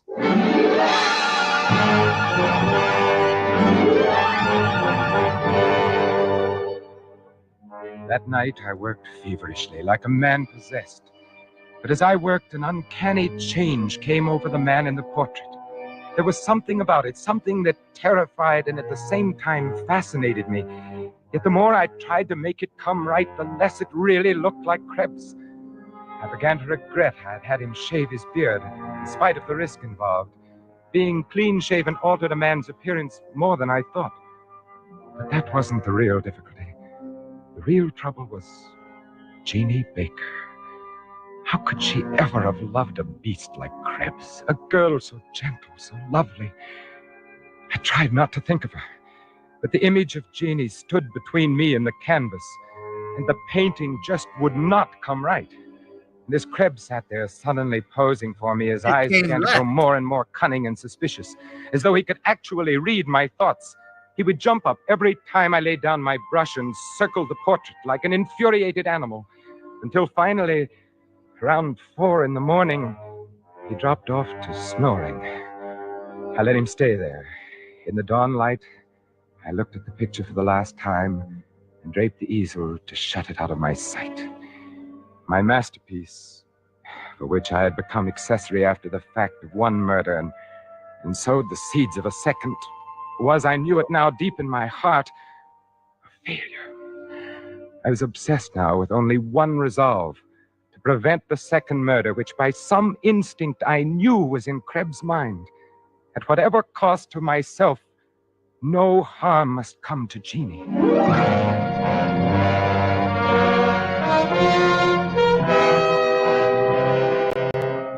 Marvelous performance as always, Mr. Dorrance, I've been told that artists are full of romantic notions, and the Bureau has dealt with a number of them in this neighborhood, as you can well imagine.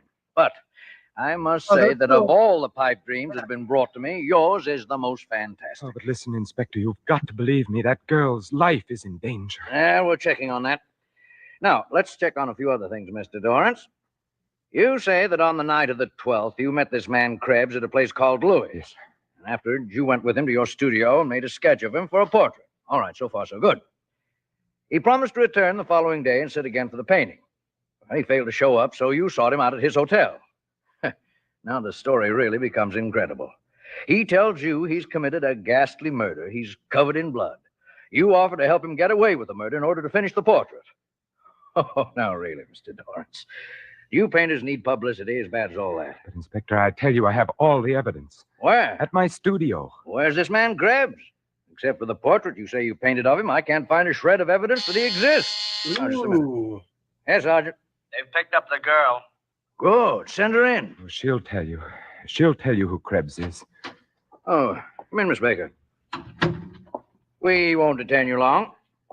Miss Baker, do you know this man? I say, do you know this man? It's all right, my dear. Speak up. Yes. His name is Elmer Krebs. 2 minutes later, they let me go, dismissing me as a harmless crackpot. Jeannie walked out of the station with me, clinging to my arm with solicitude, as one might act towards a beloved and mentally ill relative. Why did you do it? Elmer came to my apartment last night. He told me the whole story. But then why? He was boasting about how he's pinned the crime on you. Don't you see? Everything you've done to save him has incriminated you. The bloodstained clothes, even the loot. Oh, I'm tired. I don't know. Listen to me. He'll always be a threat to us, to our happiness. He's safe. The police don't even know he exists. They don't even know what he looks like. They still the portrait. It's not a masterpiece, but they can identify him from it. I see. Darling, you didn't mind my rechristening you? You once loved a man named Krebs. And I still love a man named Krebs. And it's all right. For that, I'd do anything. Put this in your overcoat pocket. It'll keep you safe, darling. What? Oh, no, It'll keep you safe, darling.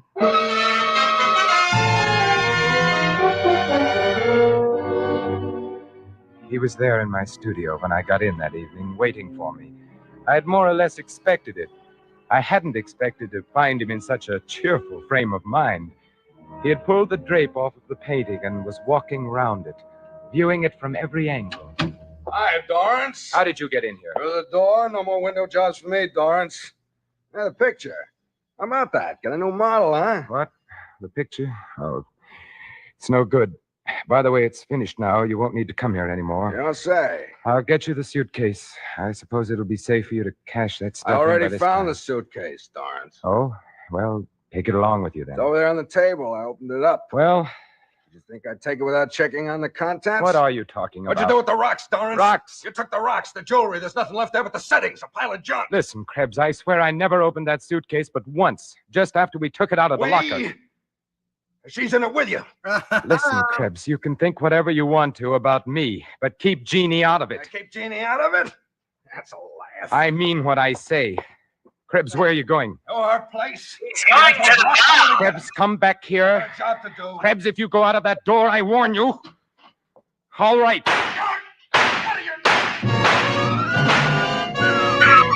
Keep the change, you filthy animal. I dragged his body inside the door and left it there. Then I dropped the revolver Jeannie had given me back in my overcoat pocket and left my studio. For the last time, as I closed the door on the room, it seemed that the face in the portrait was...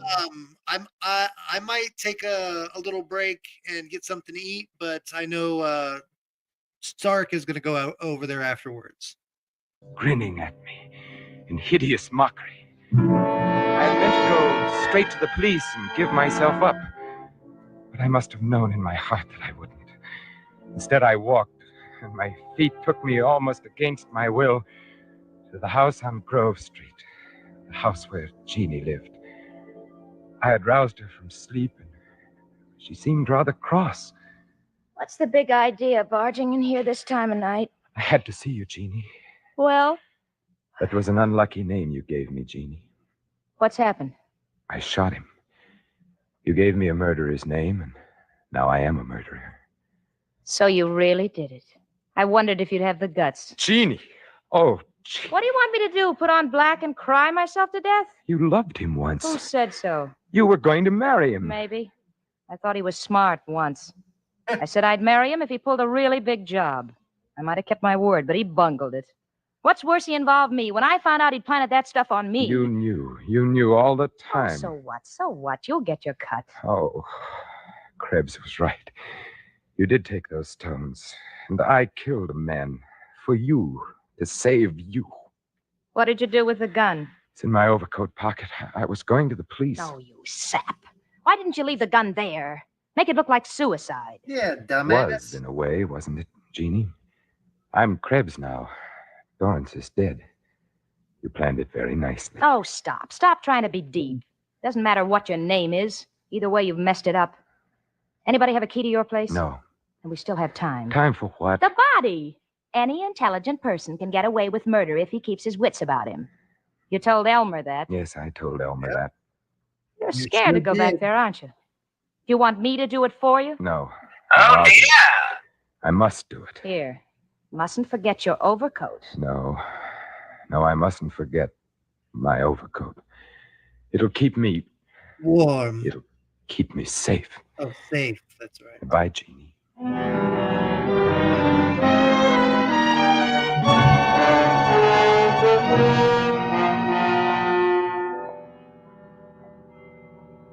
Two stiffs. What a shambles. Looks as if he shot this guy and then bumped himself off. Who are they? I don't know the other one. This is the guy that came into headquarters Saturday. You know, the artist. Huh? Well, there must have been something to his story after all. Here's a note he left. You see. Dear Inspector, the portrait I told you about is standing on the easel facing the window so you can see it in the light. James Dorrance. I guess this must be it here. He said it identified the murderer. Is it a good likeness? Gee, I don't know. You look at it. Why, it's a woman. Yeah, it's that dame we picked up. The little waitress. Hey, but look, it's got men's clothes on. Bloody. And the way he's made the face all twisted and ugly. She was a good-looking kid. Yeah, she was. He must have been cracked. I guess he must have been. He must A have thing been like on that makes crack. you wonder, don't it? Yeah, a thing like that makes you wonder.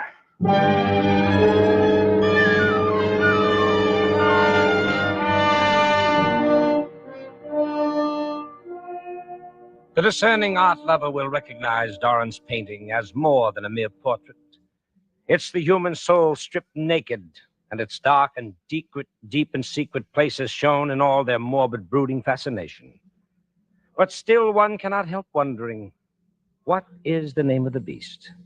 Did the woman in the portrait exist, or was she only the creature of the artist's fevered imagination? We will never know. Our only clue is in a quotation, which the artist caused to be printed in the exhibition catalog.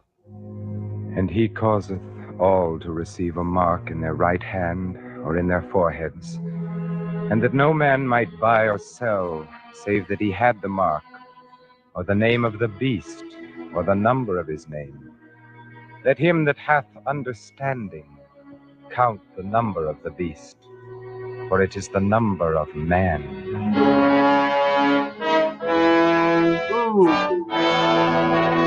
And that famous and on an Iron Maiden.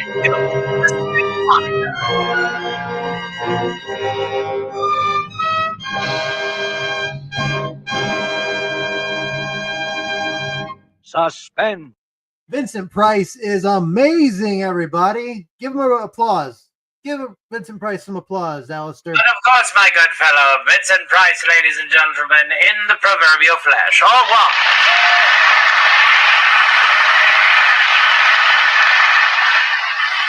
All right, I'm gonna sing one more song and then we're gonna end this. Very good, my good fellow. All right. I'm gonna try and put my all into this one.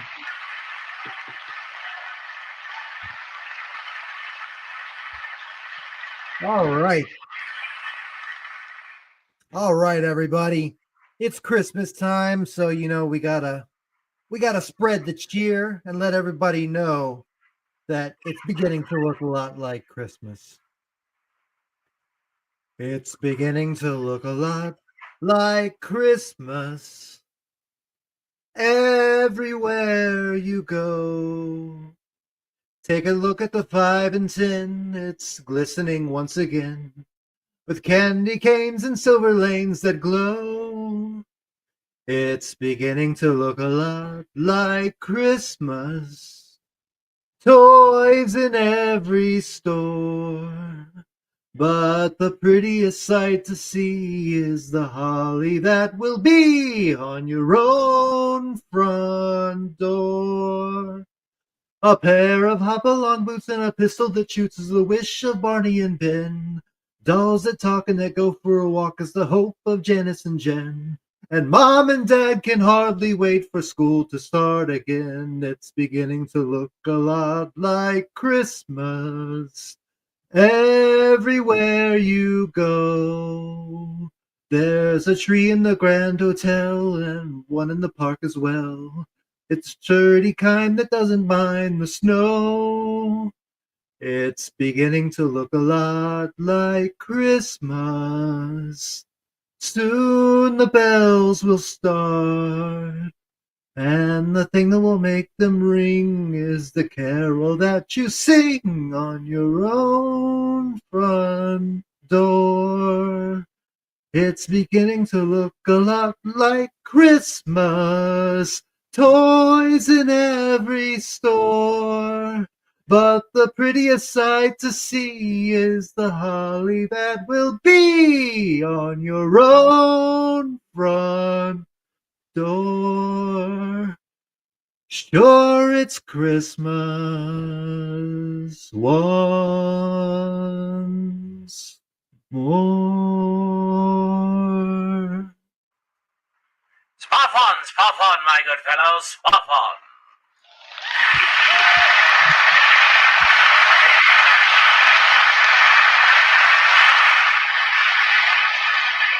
All right, everybody. Well, we're going to close this out. I just want to plug, if I'm going to be here, if I get my internet paid, I'm going to be doing this every Sunday. We're going to be doing these radio shows. We're going to be doing gaming streams. We're going to be doing all that good stuff. And we're going to be doing an RPG, a role-playing game for all the chat. So all the chat's going to be involved. I'll explain the rules to you if you show up for the stream. I don't know if it's going to be, it'll probably be Wednesdays because Stark is going to be doing Thursdays. But yeah, so Wednesday I'll probably plan on doing the role-playing game. It'll be similar to this, where I'll be doing a variety show type thing where I'll have skits, singing. But then in the middle of it, I hear that Lord Zed is going to be sending down a monster, and it's up to you in the chat to take on a superhero character. You're going to make up your own superhero and whatever your powers are. And we're going to do a role-playing game, kind of just basically like D&D, but you in the chat are going to be the reason that the Earth either survives the attack or gets destroyed. So we're going to make it fun. We're going to make it interactive, and it's going to be all on you. And I'm so happy that y'all are here tonight before Christmas, and I'll see y'all. Hopefully I'll see y'all at Tony's stream. I'll see y'all at Canadian Spider-Man stream, and maybe even in Doomcock's stream on Christmas, because I don't have anything better to do. So I'll be there. Thank you so much, Gunnar. That means a lot, as always. You're such an uplifting guy, dude. Thank you so much. And Skull of Calderon's minion, everybody, thank you so much. Alistair, Thank you. Alistair, plug your stuff and Tony's stuff, and then we'll go and head it out. Doomcock is going to be handling Christmas Day. He has two programs that are going to veritably be back-to-back, if memory serves. I think that's what he is planning on doing. So I will have Mr. Stark do his Christmas celebration on the 24th, which will be 3 hours of matinee entertainment with all of the songs and skits and variety show entertainment, and then around 8 o'clock or 9, we'll be opening up the panel so that everybody that still wants to hang out can have someone to talk to, and you can talk about whatever and whenever. At that point, we're just wanting to greet Christmas together. So we hope to see you at Stark Tower there at New York City. In the meantime, yes, Mr. Stark, I will see you at home. Behave while you're at Spidey's, or I will confiscate the bourbon. All right. Thank you so much for showing up. Let's give a final Theta Thunder slash.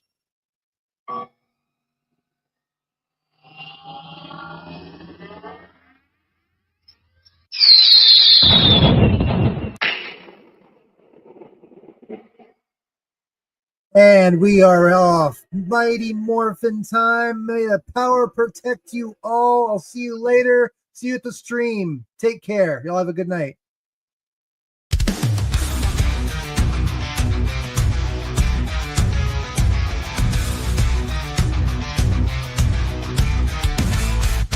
Power up, all around the force in the skies. Watching wheels grow with strange truth in his eyes. He doesn't do comments that shows how he knows. The Theta Ranger morphs, knowledge overflows.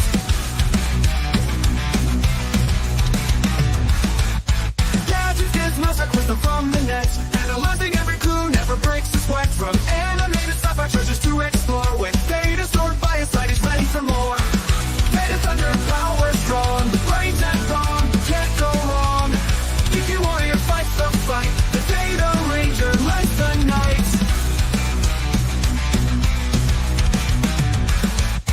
History of games, consoles, ancient lore. Finding strength and wisdom, always seeking more. Guardians of the universe, knowledge is the key.